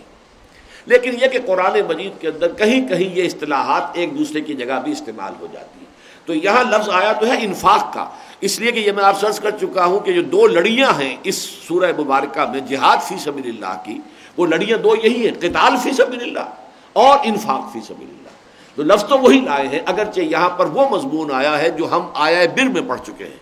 وَآتَ الْمَالَ عَلَىٰ حُبِّهِ ذَوِي الْقُرْبَىٰ وَالْيَتَامَىٰ وَالْمَسَاكِينَ وَابْنَ السَّبِيلِ وَالسَّائِلِينَ وَفِي الرِّقَابِ. یعنی جو صدقات اور زکوٰۃ کے جو مصارف ہیں یہاں انہی کا ذکر ہے. یسألونک ماذا ينفقون. اے نبی آپ سے پوچھتے ہیں کہ ہم کتنا خرچ کریں، کیا کچھ خرچ کریں. بار بار کہا جا رہا ہے خرچ کرو، خرچ کرو، خرچ کرو. وَأَنفِقُوا فِي سَبِيلِ اللَّهِ وَلَا تُلْقُوا بِأَيْدِيكُمْ إِلَى التَّهْلُكَةِ. اپنے آپ کو اپنے ہاتھوں ہلاکت میں مت ڈالو، خرچ کر دو، لگا دو اللہ کی راہ میں. تو کتنا خرچ کریں. ماذا ينفقون. قل، اگرچہ یہ سوال آگے بھی چل کر آئے گا اور اس کا جواب آگے یہ دیا جائے گا. قل العفو. اے نبی کہہ دیجئے جو بھی تمہاری ضرورت سے زائد ہے دے دو، مت رکھو. اسے اپنے پاس کنز نہ بناؤ، اسے اپنے پاس خزانے کی شکل مت دو، اس کو اپنے پاس ذخیرہ مت کرو، لگا دو اللہ کی راہ میں. لیکن یہاں فرمایا ہے کہ جو بھی تم ما انفقتم من خیر، جو بھی تم خرچ کرو خیر میں سے، مال میں سے، فللوالدین، تمہارے والدین کے لیے، والاقربین اور تمہارے رشتہ داروں کے لیے، والیتامیٰ یتیموں کے لیے، والمساکین اور مسکینوں کے لیے، محتاجوں کے لیے، وابن السبیل اور مسافر کے لیے. وما تفعلوا من خیر فإن اللہ بہ علیم. اور جو بھی خیر تم کرو گے، جو بھی نیکی کماؤ گے تو اللہ تعالیٰ جو ہے اس کو اس کا علم ہے اور وہ اس کی نگاہوں سے پوشیدہ نہیں ہے. اب اس کے بعد جو مضمون آ رہا ہے اس موضوع پر جو آج کا ہمارا موضوع ہے، ایک تو ابتلا، آزمائش، مصائب، شدائد، امتحانات، جو یوں کہیے کہ اس سے رول، یہ تو قانون ہے، اللہ کی سنت ہے، سنت ثابتہ، سنت مستقلہ. اور اس کا جو کلائمیکس ہوتا ہے وہ ہے میدان جنگ میں آنا. اور اب جو حکم قتال آیا ہے تو بہت سے لوگوں پر وہ گراں گزر رہا تھا. قل ما انفقتم من خیر. اے نبی کہہ دیجئے کہ جو بھی کچھ تم خرچ کرو گے خیر مال، فللوالدین، تو والدین کے لیے ہے، والاقربین اور تمہارے قرابت داروں کے لیے ہے، والیتامیٰ اور یتیموں کے لیے، والمساکین اور محتاجوں کے لیے، وابن السبیل اور مسافر کے لیے. وما تفعلوا من خیر فإن اللہ بہ علیم. جو بھی خیر تم کرو گے اللہ کے علم میں ہے. اب اس کے بعد جیسا کہ میں نے عرض کیا وہ مضمون آ رہا ہے کتب علیکم القتال، اب تم پر قتال فرض کر دیا گیا۔ دیکھیے نوٹ کر لیجئے، اس سے پہلے ہم نے اذن قتال دیکھا تھا۔ اذن قتال سورہ حج کی آیت سے ہے، اذن للذین یقاتلون بانہم ظلموا۔ ان دونوں چیزوں میں فرق ہے، ایک ہے اجازت دی جا رہی ہے لیکن ابھی حکم نہیں ہے، فرضیت نہیں ہے، لازم نہیں ہے، لیکن اجازت کے بعد اب یہ سورہ بقرہ کے اندر اور سورہ محمد صلی اللہ علیہ وسلم، اگرچہ ہے وہ 26ویں پارے میں لیکن وہ بھی غزوہ بدر سے پہلے نازل ہوئی ہے، تو ان دو صورتوں کے اندر قتال کی فرضیت کا حکم آیا کہ اب یہ فرض کے درجے میں، اب یہ دعوت محمدی صلی اللہ علیہ وسلم اور یہ بھی غلبہ دین کی جد و جہد جو حضور اور آپ کے صحابہ فرما رہے ہیں، محمد الرسول اللہ والذین معہ، اب یہ اس آخری مرحلے میں داخل ہو چکی ہے، لہذا اب جنگ تم پر فرض کر دی گئی۔ دیکھیے لفظ آیا کتب علیکم القتال، جیسے کتب علیکم الصیام آیا تھا، جیسا کتب علیکم القصاص فی القتل، قتل کے معاملات میں قصاص تم پر لازم ہے، اسی طریقے سے کتب علیکم اذا حضر احدکم الموت وان ترک خیرا الوصیہ، ایک وقت تک کے لیے وصیت کو لازم کر دیا گیا تھا جب تک کہ جو وراثت کے احکام نہیں آئے، تو کوتبہ کا لفظ آیا ہے کوتبہ علیکم القتال، اب تم پر جنگ کرنا فرض کر دیا گیا۔ وہو کرہ لکم، یہ کرہن سے ہی ہے جس کو ہم مکروہ کہتے ہیں، پسند ناپسندیدہ، یہ تمہیں پسند نہیں آ رہا، اچھا نہیں لگ رہا، یہ کیا ہمیں اب حکم دیا جا رہا ہے، اب میدان جنگ میں جانے کی اور نقد جان ہتھیلی پر رکھ کر میدان میں حاضر ہونے کے لیے پکارا جا رہا ہے، تمہیں اچھا نہیں لگ رہا۔ وَعَسَىٰ أَن تَكْرَهُوا شَيْئًا وَهُوَ خَيْرٌ لَكُمْ، اور دیکھو جان لو ہو سکتا ہے تم کسی شے کو ناپسند کرو درا حالے کہ اسی میں تمہارے لیے خیر ہو۔ وَعَسَىٰ أَن تُحِبُّوا شَيْئًا وَهُوَ شَرٌّ لَكُمْ، اور اسی طرح یہ بھی عین ممکن ہے کہ تم کسی شے کو پسند کرو، اس سے محبت کرو، اس کو بہت ہی مفید سمجھو حالانکہ اس میں تمہارے لیے شر۔ وَاللَّهُ يَعْلَمُ وَأَنْتُمْ لَا تَعْلَمُونَ، اللہ جانتا ہے تم نہیں جانتے۔ یہ آیت ایک تو یہ کہ جو فرضیت قتال ہے اس پر یہ گویا کہ نص قطعی ہے، کتب علیکم القتال۔ دوسرے یہ کہ ویسے بھی ایک بندہ مومن کی سوچ جو ہے اور اس کا جو ایک ذاتی تعلق اللہ کے ساتھ ہونا چاہیے، اس کے اعتبار سے نہایت اہم مضمون ہے جو اس میں آیا ہے، جو کہ مختلف مقامات پر سورہ حدید سورہ تغابن میں بھی آیا ہے، جس کو کہ ہم پڑھتے ہیں کہ تفویض الامر الی اللہ، راضی برضائے رب۔ ایک شے وہ ہے جو آپ کو نظر آ رہی ہے کہ یہ ناپسندیدہ ہے، ناگوار ہے، یہ میرے لیے موجب تکلیف ہے، موجب کوفت ہے، لیکن سمجھا جائے کہ یقیناً اس کے اندر میرے لیے میرے رب کی طرف سے کوئی خیر ہوگا۔ یہ کنین مجھے پلائی جا رہی ہے، بچہ جو ہے وہ سمجھتا ہے کہ والدین مجھ پر بڑا جبر کر رہے ہیں، ظلم کر رہے ہیں، یہ کڑوی دوا پینے پہ مجبور کر رہے ہیں، لیکن حقیقت میں اس کے لیے اس کے بھلے کے لیے ہوتی ہے۔ اسی طریقے سے فرض کیجئے کوئی سرجن ہے، کسی کا ہاتھ کاٹ کر پھینک دیتا ہے، تو وہ بھی اس کی جان کو بچانے کے لیے ہے کہ ورنہ پورے جسم کے اندر جو ہے وہ زہر پھیل جائے گا اور اس کی موت واقع ہو جائے گی۔ تو جو چیز بھی آئے، ما صاب من مصیبت الا باذن اللہ ومن یؤمن باللہ یہد قلبہ، اس کی بنیاد اصل میں یہی ہے کہ جو بھی شے آ رہی ہے تم پر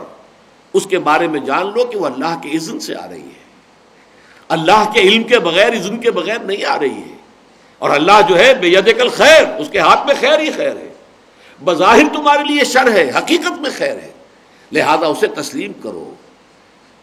کہ سرے تسلیم خم ہے جو مزاج یار میں آئے، نہ شود نصیب دشمن کے شود ہلا کے تیغت، سرے دوستاں سلامت کے تو خنجر آزمائی۔ اللہ کی رضا کے سامنے راضی برضا، خدا مالک، خدا خالق، خدا کا حکم تو کیسا، رضائے حق پہ راضی رہ، یہ حرف آرزو کیسا، خدا خالق، خدا مالک، خدا کا حکم تو کیسا، تو یہ راضی برضائے رب، تفویض الامر الی اللہ، افوض امری الی اللہ ان اللہ بصیر بالعباد۔ بندے کا کام ہے جو حکم آیا اور جو امر وقت ہے، امر حال ہے، اس وقت جو بات ہے ضروری ہے وہ کرنی ہے۔ ایک وقت میں امر حال یہ تھا کہ کفو ایدیکم، وہ آیت بھی میں چاہتا ہوں کہ اب اس وقت آپ کے سامنے آ جائے، سورہ نساء کے اندر جو نقشہ کھینچا گیا ہے کہ ایک زمانہ وہ تھا جب کہ ان سے یہ کہا گیا تھا کہ تم اپنے ہاتھ جو ہے وہ روکے رکھو۔ الم تر الی الذین قیل لہم کفوا ایدیکم، کیا تم نے غور نہیں کیا ان لوگوں کی حال پر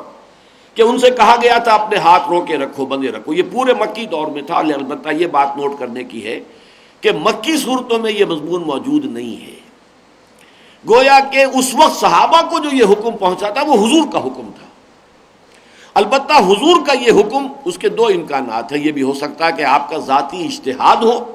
اور یہ بھی ممکن ہے کہ وحی خفی کے ذریعے سے اللہ نے حضور کو حکم دیا ہو۔ لیکن ان دونوں حالتوں میں صحابہ کرام کے لیے وہ حکم جو تھا محمد الرسول اللہ صلی اللہ علیہ وسلم کا تھا، گفتہ او گفتہ اللہ بود، انہی کا فرمودہ جو ہے گویا کہ اللہ تعالیٰ کا فرمودہ تھا۔ حضور کے حکم سے لیکن اس کے بعد توثیق جو ہے یہ تو سورہ نساء میں آ رہی ہے، سن 6 میں جا کر یہ صورت نازل ہو رہی ہے، اور اس میں آ کر یہ مضمون آیا ہے کہ اللہ تعالیٰ کی طرف سے تھا یہ معاملہ، یا تو اللہ نے حضور کے اجتہاد کو گویا کہ منظور کر لیا، ریکگنائز کر لیا، اسے پسند کر لیا، اس کی توثیق فرما دی، یا یہ کہ حضور کو بھی وہ اللہ ہی کے وحی خفی کے ذریعے سے حکم ملا ہو، واللہ اعلم۔ الم تر الی الذین قیل لهم کفوا ایدیکم، تم نے غور نہیں کیا ان لوگوں کے حال پر کہ جن سے کہا گیا تھا ایک زمانے میں کہ اپنے ہاتھ رو کے رکھو، بندھے رکھو، واقیموا الصلاۃ وآتوا الزکاۃ، اور نماز قائم رکھو، زکوٰۃ ادا کرو۔ ابھی اپنے آپ کو تیار کرو نماز اور زکوٰۃ کے ذریعے، انفاق کے ذریعے سے اپنی تربیت مکمل کر لو۔ تو خاک میں مل اور آگ میں جل، جب خشت بنے تب کام چلے۔ ان خام دلوں کے عنصر پر بنیاد نہ رکھ، تعمیر نہ کر۔ لیکن فلما کوتب علیہم القتال، اب یہی لفظ کوتب آ گیا، تو جب ان پر قتال فرض کر دیا گیا، اور اس وقت بہت سے لوگ وہ تھے کہ جو، اور یہ ہوتا ہے، اس نوٹ کر لیجئے کہ تھوتھا چنا باجے گھنا، یہ ہمارے علاقے کی ہریانے کی زبان کی کہاوت ہے، ضرب المثل ہے۔ وہ چنا جو اندر سے کھوکھلا ہو گیا ہو، کیڑا کھا چکا ہو اندر سے، تو وہ کھنکھناتا زیادہ ہے، اس لیے کہ ٹھوس ہے جو ہے وہ کھنکھناتی نہیں ہے۔ خالی دیگچی جو ہے وہ زیادہ زور کرتی ہے، زیادہ شور کرتی ہے، اگر اس کے اندر کوئی پڑا ہوا ہے، ظرف کے اندر کچھ ہے تو وہ اتنا زیادہ شور نہیں مچاتا۔ تو تھوتھا چنا باجے گھنا، وہ اس میں زیادہ آواز آتی ہے۔ تو کچھ لوگ اس کو بڑھ چڑھ کر کہا کرتے تھے حضور ہمیں اجازت دیجئے، ہم لڑنا چاہتے ہیں، ہمیں شہادت کی موت درکار ہے، ہمیں آپ اجازت دیجئے، ہم کفار کے سامنے کیوں اس طریقے سے بھیڑیں بکریاں بن کر کھڑے رہیں کہ وہ ہمیں جس طرح چاہیں جو ہے ہمیں تکلیف دیں، ہمیں ایذا پہنچائیں، ہمارے سامنے بلال جو ہے اس کے ساتھ جو سلوک ہو رہا ہے رضی اللہ تعالی عنہ، ہم کیسے برداشت کریں؟ تو یہ اس وقت کے ان کے جذبات تھے۔ لیکن فلما کتب علیہم القتال، جب وہ وقت آ گیا، اب امر حال جو ہے بدل گیا۔ پہلے امر حال کیا تھا؟ کفوا ایدیکم، اپنے ہاتھ بندھے رکھو، رو کے رکھو۔ اب امر حال جو ہے بدل گیا، اب قتال کا حکم ہے۔ تو تم دیکھتے ہو فَإِذَا فَرِيقٌ مِّنْهُمْ يَخْشَوْنَ النَّاسَ كَخَشْيَةِ اللَّهِ، کہ ان میں سے ایک گروہ ایسا بھی ہے جو لوگوں سے اس طرح ڈر رہا ہے جیسے کہ اللہ سے ڈرنا چاہیے۔ او اشد خشیہ، بلکہ اس سے بھی بڑھ کر، وہ چونکہ نفاق ہے ان کے دلوں کے اندر، تو اب ان کا حال تو یہ ہے کہ لرز رہے اندر ہی اندر، کب کبھی تاری ہے ان پر، یہ مرحلہ کیوں آ گیا؟ اور وہ کیا کہتے ہیں؟ وَقَالُوا رَبَّنَا لِمَا كَتَبْتَ عَلَيْنَا الْقِتَالَ،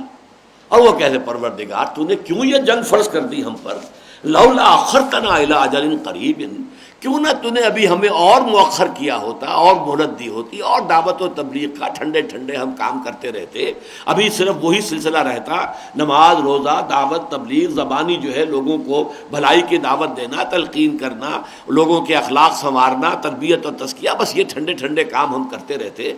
کیوں نہ تو نے ابھی ہمیں اور مؤخر کیا ہوتا۔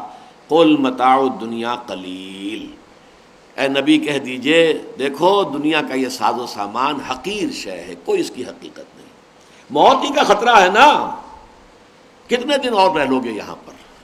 زندہ رہو گے تو کیا ابد الآباد تک رہ لو گے؟ کب تک رہو گے؟ یہ دنیا کی زندگی تو فانی ہے، ختم ہو جانے والی ہے،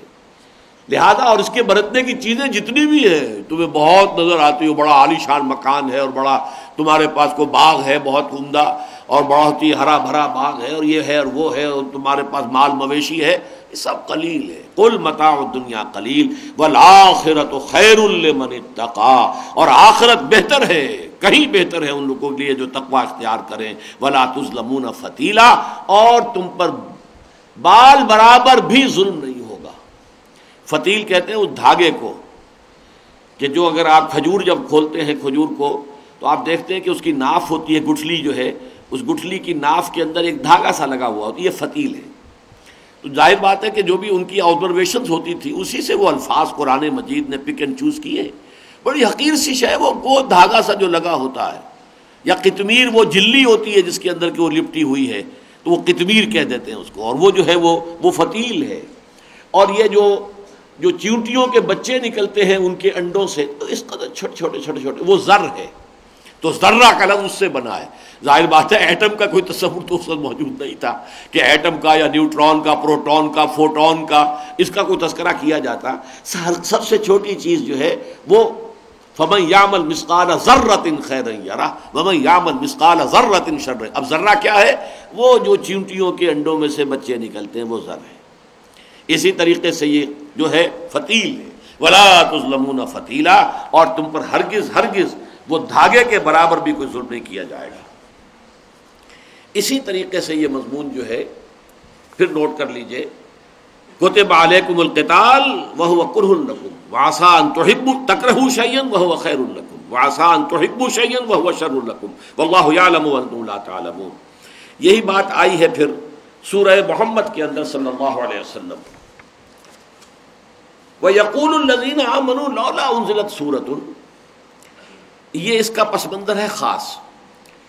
آپ کے علم میں ہے کہ حضور صلی اللہ علیہ وسلم نے ابھی صرف اذن قتال کی آیت نازل ہوئی تھی، حکم قتال نہیں آیا تھا، لیکن آپ نے مدینہ تشریف آوری کے بعد 7ویں مہینے سے چھوٹے چھوٹے دستے بھیجنے شروع کر دیے۔ اس پر کچھ لوگوں نے کہا کہ ابھی اللہ کی طرف سے تو حکم آیا نہیں، کچھ صریح حکم قرآن میں نازل نہیں ہوا، یہ خامخواہ ایڈونچرس انداز اختیار کر رہے ہیں، خامخواہ آگے بڑھ کر آ بیل مجھے مار، اور قریش کے ساتھ جنگ بول لے رہے ہیں، یہ شیر کے منہ میں جانے والی بات ہے۔ تو یہ جو جن لوگوں کے دلوں میں روگ تھا، جن کے دلوں میں مرض تھا، ضعف ایمان یا نفاق، انہوں نے اس بنیاد پر حضور پر تنقید کی کہ ابھی تک اللہ تعالیٰ کی طرف سے حکم قتال جو ہے صراحتاً صریح حکم جو ہے قرآن مجید میں نازل نہیں ہوا ہے، اور انہوں نے پری ایمپٹ کیا ہے، پیشگی طور پر گویا کہ خود اپنے طور پر آغاز کر دیا۔ حضور پر یہ تنقید کر رہے تھے وہ منافقین اور ضعیف الایمان لوگ۔ اس کا تذکرہ ہے وَيَقُولُ الَّذِينَ آمَنُوا لَوْلَا أُنزِلَتْ سُورَةٌ، اور وہ کہتے تھے کہ کیوں نہیں کوئی سورت نازل ہوئی۔ فَإِذَا أُنزِلَتْ سُورَةٌ مُحْكَمَةٌ، تو پھر جب سورت محکم پختہ صحیح آیت نازل ہو گئی، وَذُكِرَ فِيهَا الْقِتَالُ، اور اس میں قتال کا ذکر آ گیا، اب ان کا عذر ختم ہو گیا، تو اب ان کا حال کیا ہے؟ رَأَيْتَ الَّذِينَ فِي قُلُوبِهِم مَرَضٌ، تو اے نبی آپ دیکھتے ہیں ان لوگوں کو جن کے دلوں میں روگ ہے، نفاق ہے، نفاق کے بیج پڑ چکے ہیں، جن کے دلوں میں یہ ٹی بی کی فرسٹ سٹیج والا نفاق آ گیا ہے۔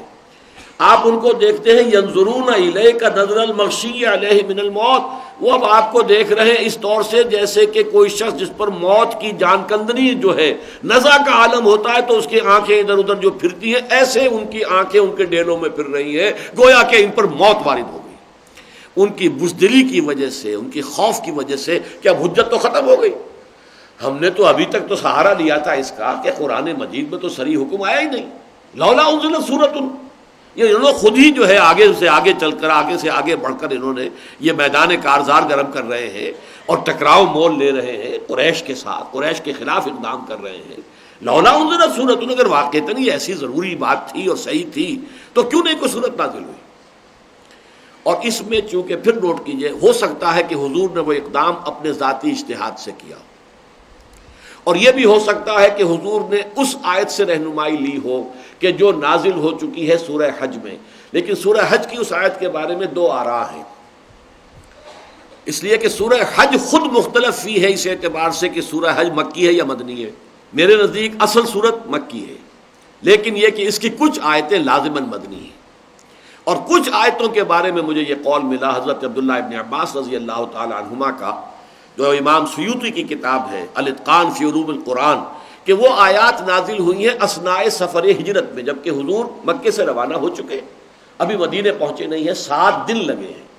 7 میں 3 دن جمع کیجئے غار ثور کے تو 10 دن ہیں، یعنی حضور کا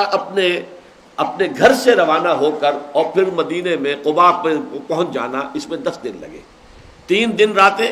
غار ثور میں اور 7 دن آپ کے سفر میں لگے۔ اس دوران میں جو آیات نازل ہوئی ہیں، اب انہیں مکی کہیں گے یا مدنی کہیں گے؟ مدینے حضور ابھی پہنچے نہیں اور مکے سے آپ رخت سفر اختیار کر چکے، باندھ چکے۔ بہرحال ایک رائے یہ ہے کہ یہ اس زمانے میں آیت نازل ہوئی ہے، اُذِنَ لِلَّذِينَ يُقَاتَلُونَ بِأَنَّهُمْ ظُلِمُوا وَإِنَّ اللَّهَ عَلَىٰ نَصْرِهِمْ لَقَدِيرٌ، اجازت دے دی گئی ہے اب ان لوگوں کے لیے کہ جن کے پہلے ہاتھ بندھے ہوئے تھے اب ان کے ہاتھ کھول دیے گئے اور اللہ تعالیٰ ان کی مدد پر قادر ہے۔ تو گویا کہ حضور نے اس اذن کے تحت آپ نے وہ اقدام کیا اور آپ نے وہ چھاپا مار دستے بھیجنے شروع کر دیے۔ 4 سرایا اور 4 جو غزوات ہیں وہ غزوہ بدر سے پہلے یہ سیرت کی کتابوں میں محفوظ ہے، اگرچہ ایک خاص دور میں انگریزی دور میں جو کتابیں لکھی گئی سیرت کی ان میں ان چیزوں کو چھپا دیا گیا، علامہ شبلی تک چھپا گئے اس کو، اس لیے کہ چونکہ مغرب ہم پر یہ اعتراض کر رہا تھا کہ یہ تو بوئے خون آتی ہے اس قوم کے افسانوں سے، اسلام تو تلوار سے پھیلا ہے، لہذا ہمارا انداز ہو گیا اپولوجیٹک۔ اس وقت ہم غلام بھی تھے، ذہنی طور پر بھی ہم پر غلامی کے اثرات تھے، ویسے تو غلام تھے ہی لیکن ذہناً بھی غلام ہو گئے تھے کچھ، اور بڑے بڑے اہل قلم اور اہل علم بھی غلام ہو گئے تھے ذہنی اعتبار سے، تو انہوں نے اس اعتبار سے اپولوجیٹک انداز اختیار کیا، نہیں دیکھیے جنگ شروع نہیں کی، ہم نے نہیں کی، حضور نے نہیں کی تھی، بلکہ جنگ تو ان پر ٹھونس دی گئی تھی، وہ تو دفاعی جنگ تھی جو حضور نے کی ہے، اور اس میں انہوں نے گویا کہ سیرت کے اس پورے باب ہی کو حذف کر دیا۔ حالانکہ واقعہ یہ ہے کہ ہجرت کے بعد مکے والوں کی طرف سے کوئی اقدام نہیں ہوا، قطعاً نہیں ہوا، اقدام حضور کی طرف سے ہوا اور 7ویں مہینے سے شروع ہو گیا۔ ربیع الاول سن 1 میں آپ نے ہجرت فرمائی ہے، اور رمضان سن 1 کے اندر آپ نے وہ بھیجنے شروع کر دیے سریے، 4 سرایا اور 4 غزوات یہ حضور نے کیا ہے۔ اور اس میں جو آخری سریہ تھا، سریہ نخلہ، اس میں ایک عجیب واقعہ ہو گیا، کیونکہ آگے جو مضمون آ رہا ہے اس کا اس سے بڑا گہرا تعلق ہے، یہی سمجھ لیجئے اس کو۔ ہوا یہ کہ حضور نے 12 افراد حضرت عبداللہ ابن جحش رضی اللہ تعالیٰ عنہ کی سرکردگی میں یہ ایک دستہ بنایا، انہیں یہ نہیں بتایا کہ کہاں جانا ہے، کیا کرنا ہے، ایک مہر شدہ خط جو ہے دے دیا گیا، انہیں تحریر دے دی گئی کہ 2 دن کی مسافت طے کرنے کے بعد جا کر اس کو کھولنا لفافے کو، اور جو اس میں لکھا ہوا ہے اس پر عمل کرنا۔ 2 دن وہ مکے کی طرف چلتے رہے ہیں، اس کے بعد انہوں نے وہ خط کھولا تو اس میں لکھا ہے کہ تم نخلا جاؤ، وہاں مقیم رہو اور قریش کی نقل و حرکت سے ہمیں مطلع کرتے رہو۔ نخلا ایک مقام ہے جو مکے اور طائف کے مابین ہے، وادی نخلا،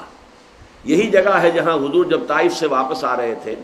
تو یہیں پر آپ کا قیام تھا، رات کو آپ نے یہاں قیام فرمایا تھا، اور فجر کی نماز میں آپ جب قرآن مجید کی قرات فرما رہے تھے تو جنوں کی ایک جماعت قریب سے گزری تھی اور وہ آواز سن کر آئی اور انہوں نے وہاں قرآن سنا۔ سورہ احقاف میں اس کی پوری تفصیل آئی ہے، انا سمعنا قرآنا عجبا یہدی الی الرشد فآمنا بہ۔ پھر انہوں نے جا کر اپنی قوم میں جنات میں تبلیغ شروع کر دی، یا قومنا اجیبوا داعی اللہ، اے ہماری قوم کے لوگوں یہ اللہ کی طرف بلانے والے کی پکار پر لبیک کہو۔ وہی نخلا ہے یہ۔ تو یہ نخلا چونکہ مابین ہے مکے کے اور طائف کے، یہاں پر ان سے کہا گیا رکو اور وہاں پر گھات میں بیٹھو اور نقل و حرکت کی جو ہے ہمیں اطلاع دیتے رہو۔ بہرحال یہ جب وہاں پہنچے ہیں تو چونکہ 6 اونٹ تھے، 12 افراد تھے، تو ایک اونٹ پر 2 سواریاں تھیں۔ ایک اونٹ گم ہو گیا تو وہ 2 حضرات تو پیچھے رہ گئے، 10 پہنچ گئے نخلا۔ اب وہاں ایک قافلہ گزرا جو طائف سے آیا تھا اور مکے جا رہا تھا، اس نے وہاں جا کے پڑاؤ ڈالا، انہوں نے آپس میں مشورہ کیا کیا کرنا چاہیے۔ اچھا مہینہ ابھی رجب کا تھا، اور رجب جو ہے اشہر حرم میں ہے، حرام مہینوں میں ہے، جس میں جنگ کرنا جو ہے وہ حرام تھا، ہمیشہ سے چلا آ رہا تھا، عرب کی روایات میں بھی تھا، قرآن نے بھی آ کر جو اشہر حرم کو جو ہے وہ تسلیم کیا ہے۔ تو تھا رجب کا مہینہ، انہوں نے سوچا اگر ہم نے 1 دن انتظار کیا تو ہو سکتا ہے یہ یہاں سے نکل کر حرم میں داخل ہو جائے، اور وہ مشورہ کیا، انہوں نے ان کے اوپر حملہ کیا، ایک آدمی ان کا قتل ہو گیا، ایک زخمی ہو گیا، اور ان کا کافی مال جو تھا ان کے پاس تجارت کا وہ لے کر آ گئے۔ حضور نے ناراضگی کا اظہار فرمایا کہ میں نے تمہیں جنگ کا حکم تو نہیں دیا تھا، آپ نے اس مال غنیمت کو بھی قبول نہیں کیا، اور عتاب فرمایا ایک اعتبار سے۔ بہرحال یہ واقعہ جو ہوا ہے، یہ واقعہ نخلا،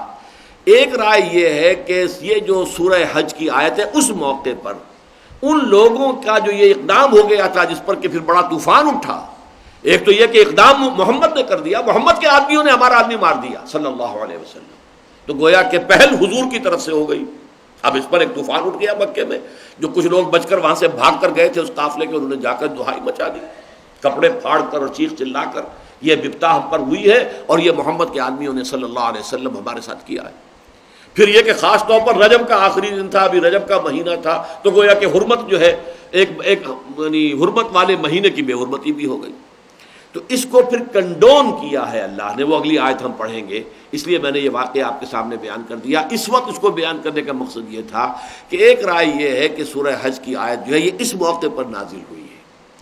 یہ ہے رجب سن 2 ہجری کا واقعہ، یعنی غزوہ بدر سے 2 مہینے پہلے، شعبان پھر رمضان، رمضان میں غزوہ بدر ہو جانا ہے، تو غزوہ بدر سے 2 ماہ قبل رجب میں یہ آیت نازل ہوئی۔ ایک رائے یہ ہے کہ اس میں گویا کہ اللہ تعالیٰ نے ان لوگوں کی جو بھی خطا ہوئی تھی اسے کنڈون کیا، بلکہ ان کے اقدام کی ایک طرح سے حمایت کی کہ انہوں نے ٹھیک کیا، انہوں نے کوئی غلط کام نہیں کیا ہے۔ اذن للذین یقاتلون بانہم ظلموا، کیونکہ یقاتلون بھی اس کی ایک قرات ہے اور یقاتلون بھی ہے، تے کے زیر کے ساتھ بھی اور تے کے زبر کے ساتھ بھی۔ زبر کے ساتھ ہے تو وہ مفعول بنتا ہے، اور اگر زیر کے ساتھ ہے تو وہ گویا کہ فاعل بنتا ہے۔ لہذا یقاتلون، جو قتال کر رہے ہیں، انہوں نے قتال کا آغاز کر دیا۔ اذن للذین یقاتلون بانہم ظلموا، انہوں نے ان پر ظلم کیا گیا تھا اس لیے انہوں نے قتال کیا ہے، تو کوئی حرج نہیں ہے۔ اور اس میں جو دوسرا پہلو ہے وہ بعد میں آ جائے گا۔ بہرحال کتب علیکم القتال وہو کرہ لکم وعسى ان تکرہوا شیئا وہو خیر لکم وعسى ان تحبوا شیئا وہو شر لکم واللہ یعلم وانتم لا تعلمون۔ اور اس آیت کے حوالے سے میں نے آپ کو سورہ نساء کی آیت بھی اور پھر اس کے بعد سورہ محمد کی آیت، 2 آیتیں صلی اللہ علیہ وسلم، یہ گویا کہ اس آیت کی وضاحت میں مزید قرآن مجید کے یہ مقامات ہیں۔ اب آگے چلیے، یسألونک عن الشہر الحرام قتال فیہ، اب یہ جو واقعہ ہو گیا تھا یہ تھا رجب کے مہینے میں، تو جو طوفان اٹھا، جیسے کہ اس سے پہلے ہم دیکھ چکے ہیں کہ جب تحویل قبلہ ہوئی تب بھی طوفان اٹھا، یہودیوں نے ایکسپلائٹ کیا، یہ کیسے نبی ہیں جن کا قبلہ ہی معین نہیں، کبھی شمال کی طرف رخ کر کے نماز پڑھ رہے ہیں، کبھی مغرب، کبھی جنوب کی طرف رخ کر لیا ہے۔ اور جو ظاہر بات ہے 9 مسلم تھے ابھی، اوس اور خزرج کے وہ لوگ جو ابھی دائرہ اسلام میں داخل ہوئے تھے، ابھی ایمان ولما يدخل الایمان فی قلوبکم، ابھی تک ایمان پوری طرح ان کے دلوں میں داخل نہیں ہوا تھا، وہ اس سے متاثر ہو گئے۔ یہی وجہ ہے کہ قرآن مجید میں پورے 2 رکوع اس موضوع پر ہیں، یہ تحویل قبلہ کا، تشویش بہت ہو گئی تھی مسلمانوں کو۔ اسی طرح اب اس پر بھی شور اٹھ گیا، اور ظاہر بات ہے کہ جو بھی روایات چلی آ رہی تھی، تو اشہر و حرم کے اندر جنگ کرنا، یہ کیا کیا؟ یہ تو ہم سے بہت بڑا گناہ کبیرہ ہو گیا، یہ تو بہت بڑی خطا ہو گئی۔ اور بظاہر بات ہے کہ یہودیوں نے بھی اور منافقین کے جو سردار تھے عبداللہ ابن ابی کی قسم کے لوگ، انہوں نے شور مچایا، بھائی کیسے نبی ہے، یہ نبی نہیں ہے۔ نبی ہوتے تو ممکن تھا کہ وہ حرمت والے مہینے کی جو ہے اس کی حرمت کو بٹا لگاتے۔ یسألونک عن الشہر الحرام قتال فیہ، اے نبی آپ سے پوچھ رہے ہیں کہ یہ جو حرمت والے مہینہ ہے اس میں قتال کا معاملہ کیسا ہے، آپ بتائیے، اب آپ فیصلہ کیجئے۔ یہ کتنا بڑا جو ہے وہ اپائے ہو گیا ہے، ہندی میں کہا جائے گا اپائے، گناہ عظیم ہو گیا ہے بہت بڑا، تو آپ اس کے بارے میں اپنا ورڈکٹ دیجئے، فیصلہ دیجئے۔ قل، اب اللہ کی طرف سے فیصلہ آ رہا ہے، قل قتال فیہ کبیر، کہہ دیجئے کہ واقعتاً حرمت والے مہینے میں جنگ کرنا بہت بڑی بات ہے، بری بات ہے، گناہ ہے، یقیناً گناہ ہے، یقیناً غلط کام ہوا ہے، لیکن وَصَدٌّ عَن سَبِيلِ اللَّهِ وَكُفْرٌ بِهِ وَالْمَسْجِدِ الْحَرَامِ وَإِخْرَاجُ أَهْلِهِ مِنْهُ أَكْبَرُ عِندَ اللَّهِ، لیکن اللہ کے راستے سے لوگوں کو روکنا، اللہ کا کفر کرنا اور مسجد حرام سے لوگوں کو روکنا اور حرم میں رہنے والے لوگوں کو ان کے گھروں سے نکالنا، یہ اللہ کے نزدیک اس سے بھی کہیں بڑی بات ہے، اکبر عند اللہ۔ یعنی یہ قریش جو شور مچا رہے ہیں، اپنے گریبانوں میں تو جھانکے ذرا، انہوں نے کیا کچھ کیا ہے؟ اللہ کے دین سے انہوں نے لوگوں کو روکا، کس کس طریقے سے ٹارچر کیا، کس کس طریقے سے ان کو جو ہے ان پر ظلم کیا، انہیں پرسیکیوٹ کیا۔ حرم کے اندر لوگوں کو مارا گیا، حرم میں انہوں نے سازش کی تھی محمد کو قتل کرنے کی صلی اللہ علیہ وسلم۔ اب یہ حرمت کا جو ہے وہ نعرہ لگا کے کھڑے ہو گئے ہیں، دہائی دے رہے ہیں حرمت کی، حرمت والا مہینہ اور حرمت والی جگہ، تو کیا یہ اسی حرمت والے شہر کے اندر محمد صلی اللہ علیہ وسلم کو قتل کرنے کی جو ہے سازش انہوں نے نہیں کی تھی؟ یہ تو اللہ کا خاص معاملہ تھا کہ ان کی آنکھوں میں دھول جھونک کر اللہ تعالیٰ اپنے نبی کو نکال کر لے گیا، انہیں نظر نہیں آئے حضور صلی اللہ علیہ وسلم، ان کے بیچ میں سے ہو کر گزرے ہیں لیکن نظر نہیں آئے۔ لیکن یہ کہ انہوں نے تو کوئی کسر نہیں چھوڑی تھی، جیسے کہ آپ کو معلوم ہے کہ حضرت مسیح کو یہودیوں نے تو بس پڑتے سولی پر چڑھا دیا تھا، یہ دوسری بات ہے اللہ نے اٹھا لیا، اللہ نے حضور کو بھی بچایا اور غار ثور کے اندر جو ہے حضور کو پہنچا دیا۔ بہرحال ان کے جرائم جو ہیں اتنے بڑے ہیں، تو جس کو ہم کہتے ہیں اردو میں کہ چھاج تو بولے سو بولے، یہ چھلنی کیا بول رہی ہے جس میں ہزاروں سوراخ ہیں، یعنی ان کا کردار یہ ہے، یہ اپنے گریبانوں میں جھانکے، ان کے جرائم کی فہرست کتنے عظیم جرائم ہیں۔ قل قتال فیہ کبیر، ہاں ٹھیک ہے جنگ کرنا جو ہے کسی حرمت والے مہینے میں بڑی بری بات ہے، لیکن وصد عن سبیل اللہ، اللہ کے راستے سے لوگوں کو روکنا، وکفر بہ، اور اس کا کفر کرنا، والمسجد الحرام، اور مسجد حرام سے لوگوں کو روکنا، واخراج اہلہ منہ، اور وہاں کے رہنے والوں کو وہاں سے نکلنے پر مجبور کر دینا، اکبر عند اللہ، یہ اللہ کے نزدیک اس سے کہیں زیادہ بڑی بات ہے۔ والفتنۃ اکبر من القتل، اور یقیناً فتنہ جو ہے وہ قتل سے بھی بڑی شے ہے۔ یہ مضمون اس سے پہلے بھی آ چکا ہے، وہاں پر بھی یہ بات آئی تھی، والحرمات قصاص، حرمت والی چیزوں کے اندر بھی قصاص ہوگا، اور وہاں وہ آیت آ چکی تھی کہ اے مسلمانوں تم کہیں مسجد حرام کے قرب و جوار میں ان سے جنگ نہ کرو یہاں تک کہ وہ خود تم سے جنگ کریں، اگر وہ پہل کر دیں تو پھر انہیں قتل کرو اور مارو، جیسے کہ ان کو مارنے کا حق ہے، لیکن یہ کہ پہل نہ کرنا۔ یہاں چونکہ پہل بھی ہو گئی تھی، لہٰذا اللہ تعالیٰ نے ان کی اس غلطی کو کنڈون کیا، اس کو معافی دی، اور ان کے حوالے سے گویا کہ اللہ تعالیٰ ان کا کیس اب خود پلیڈ کر رہے ہیں اپنے بندوں کا، کہ انہوں نے جو کیا ہے ٹھیک ہے، غلطی ہو گئی ہے، برا کام ہو گیا ہے، لیکن یہ کہ جو لوگ اس کے اوپر اتنا طوفان اٹھائے ہوئے ہیں وہ اپنے گریبانوں میں جھانکیں۔ اور فتنہ جو ہے وہ تو قتل سے بڑی شے ہے۔ فتنہ ہر وہ کیفیت جس میں انسان کے ایمان کے لیے آزمائش آ جائے، مشکل آ جائے، تکلیف آ جائے، مصیبت آ جائے صاحب ایمان کے، وہ فتنہ ہے۔ کفر کا غلبہ سب سے بڑا فتنہ ہے، طاغوت کا غلبہ ہے تو بندہ مومن کے لیے ایمان اور اسلام پر عمل کرنا بہت مشکل ہے، یہ فتنہ ہے۔ اس فتنے کو مٹانا جو ہے، حتی لا تکون فتنۃ ویکون الدین کلہ للہ، سورہ بقرہ میں تو وہ آیت آ چکی ہے، قاتلوہم حتی لا تکون فتنۃ ویکون الدین للہ، اور سورہ انفال میں پھر آئی ہے ایک سال کے بعد یہ آیت، وقاتلوہم حتی لا تکون فتنۃ ویکون الدین کلہ للہ۔ اب تمہارا یہ جنگ کا مرحلہ جو ہے جاری رہے گا، جبکہ یہ اب آخری مرحلے میں اقامت دین اور غلبہ دین کی جد و جہد داخل ہو چکی ہے، تو اب اس میں کوئی کمی نہیں آئے گی، اپنا ہاتھ نہیں روکو گے، اب بڑھتے رہو گے اس راستے میں یہاں تک کہ فتنہ بالکل فروغ ہو جائے، فساد رفع ہو جائے، اور دین کل کا کل اللہ کے لیے ہو جائے، وَيَكُونَ الدِّينُ كُلُّهُ لِلَّهِ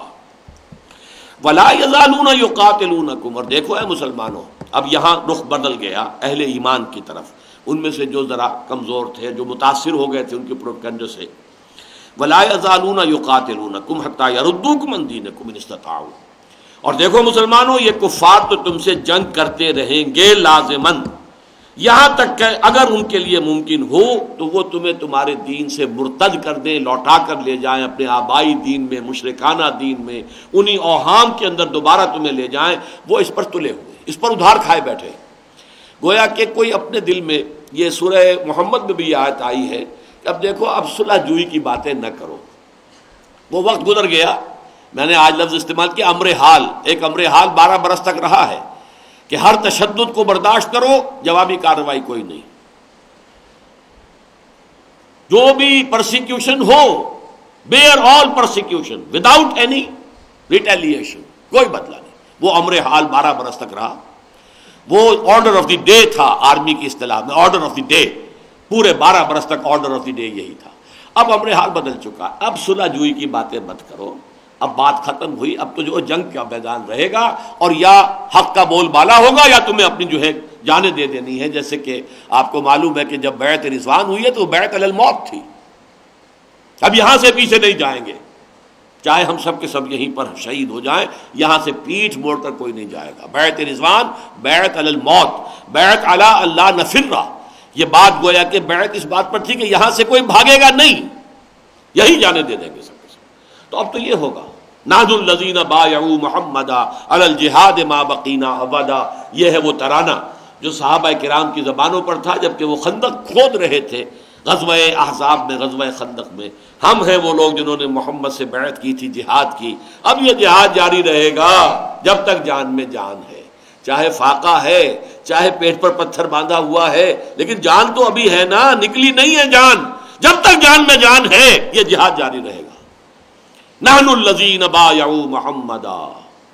علی الجہاد ما بقینا ابدا، اب جب تک بھی ہماری جان میں جان ہے جہاد جاری رہے گا۔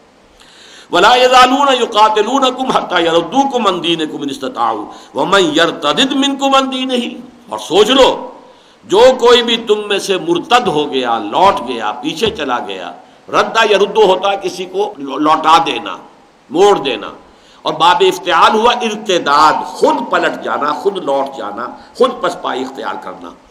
تو جو کوئی بھی لوٹ جائے گا تم میں سے اپنے دین سے فیمت، اور اسی حال میں اگر اسے موت آ گئی وہو کافرن، کہ وہ کافر ہی ہو، فاولئک حبطت اعمالہم فی الدنیا والآخرہ، تو یہ وہ لوگ ہوں گے کہ جن کے تمام اعمال دنیا اور آخرت میں حبط ہو گئے، چاہے کتنی ہی نمازیں انہوں نے پڑھی ہوں اور حضور کی امامت میں پڑھی ہوں، حضور کے اقتداء میں پڑھی ہوں، مسجد نبوی میں پڑھی ہوں، جہاں کی ایک نماز 50,000 نمازوں کے برابر ہے، اور حضور کے، یہ تو عام حالات میں آج بھی مسجد نبوی کی ایک نماز 50,000 نمازوں کے مساوی ہے، تو جو حضور کی امامت میں نماز ادا کی گئی، لیکن یہ سارے اعمال حبط ہو جائیں گے اگر تم واپس چلے گئے اور تم نے دین سے ارتداد کی روش اختیار کر لی۔ وَأُولَٰئِكَ أَصْحَابُ النَّارِ هُمْ فِيهَا خَالِدُونَ، اور وہ ہوں گے جہنمی اور اسی میں رہیں گے ہمیشہ ہمیشہ۔ اب اس سلسلے کی آخری آیت، ان الذین آمنوا والذین ہاجروا وجاہدوا فی سبیل اللہ اولئک یرجون رحمت اللہ واللہ غفور رحیم، یقیناً وہ لوگ کہ جو ایمان لائے اور جنہوں نے ہجرت کی اور جہاد کیا اللہ کی راہ میں، وہی ہیں کہ جو امیدوار ہیں اللہ کی رحمت کے۔ پہلی بات تو یہ نوٹ کیجئے کہ اللہ کی رحمت کے لیے کوالیفائی کرنا پڑتا ہے، رجا، اللہ کی رحمت کی امید،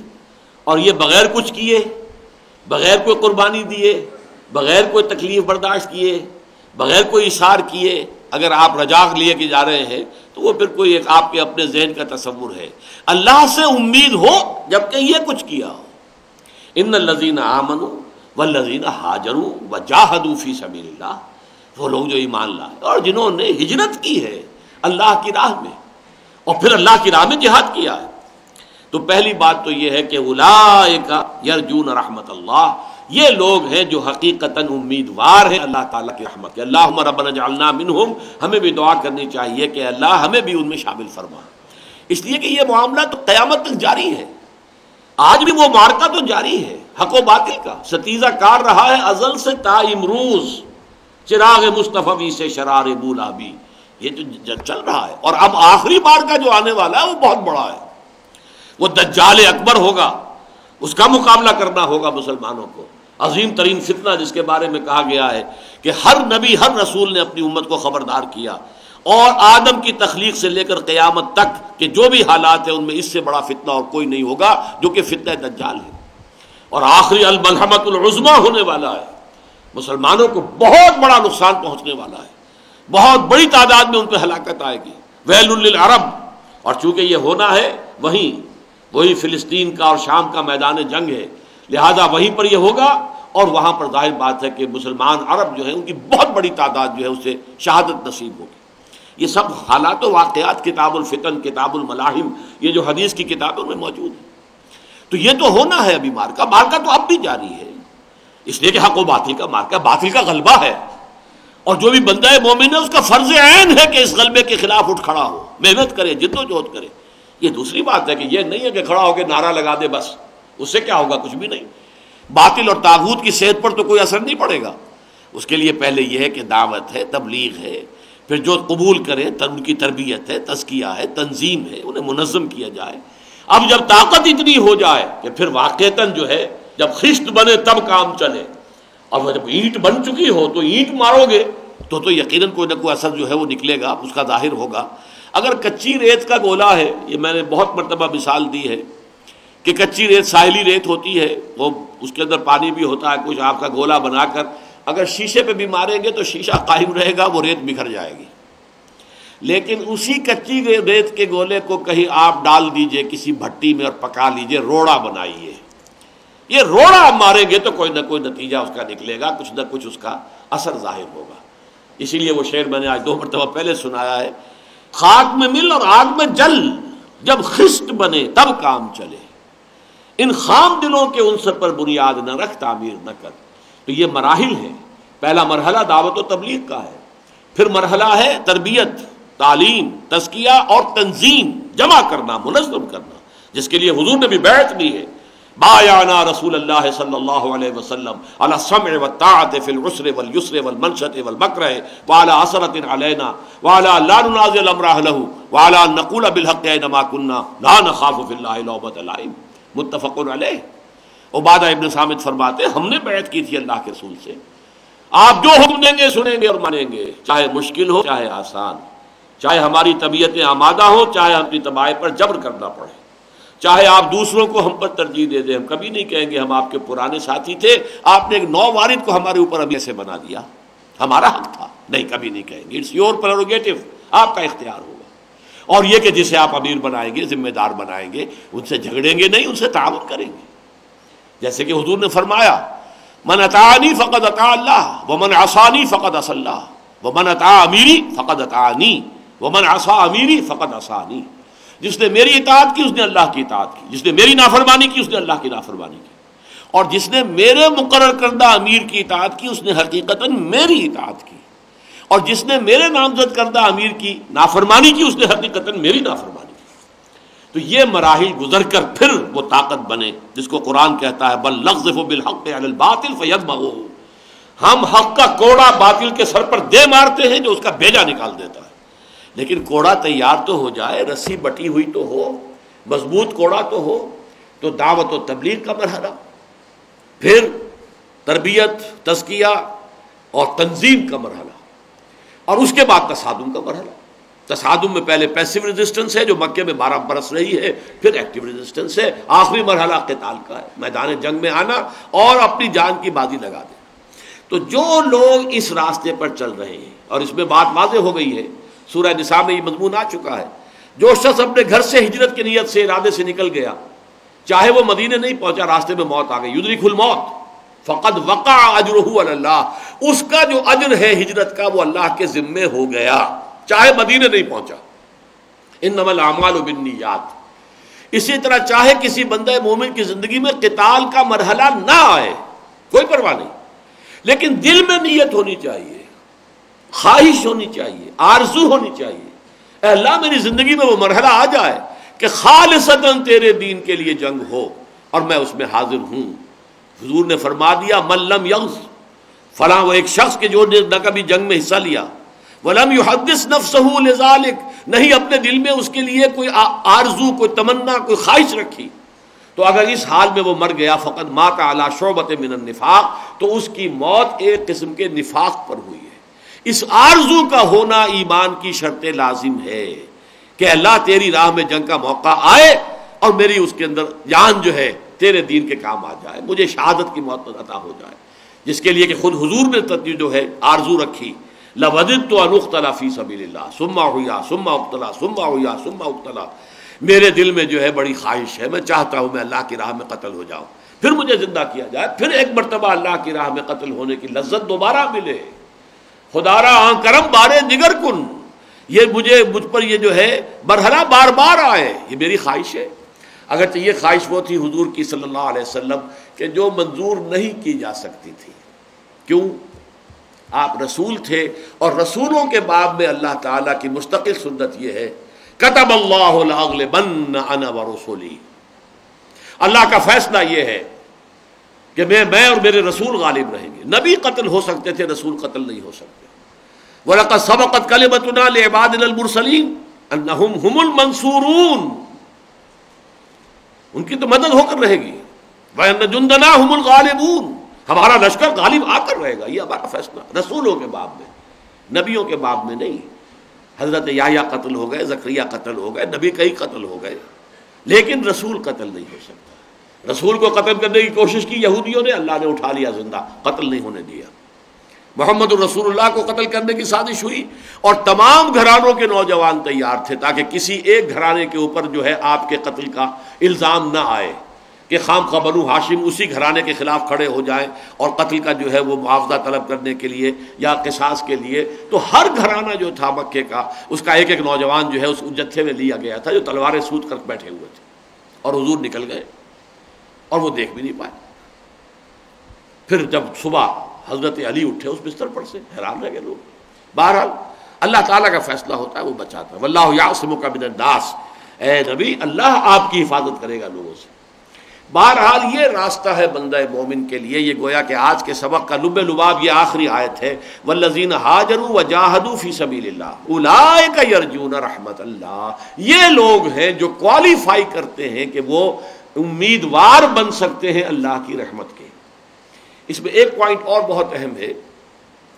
چونکہ ابھی غزوہ بدر نہیں ہوا اور یہ سب آیتیں اس سے پہلے کی ہیں، اور یہ سیرت کا یہ واقعہ ذہن میں رکھیے کہ غزوہ بدر سے پہلے جتنی بھی مہمیں ہیں 8، 4 سرایا 4 غزوات، ان میں کسی انصاری کو شریک نہیں کیا حضور نے. یہ ٹوٹلی مہاجرین کا فنومینن تھا. تمام مہاجرین تھے ان غزوات میں، اور ان سرایا میں صرف مہاجر گئے. لہذا یہاں پر انہی کا ذکر ہو رہا ہے. جبکہ ہم دیکھیں گے سورہ انفال میں جا کر پھر وہاں جا کر بات آئے گی والذین آووا ونصروا،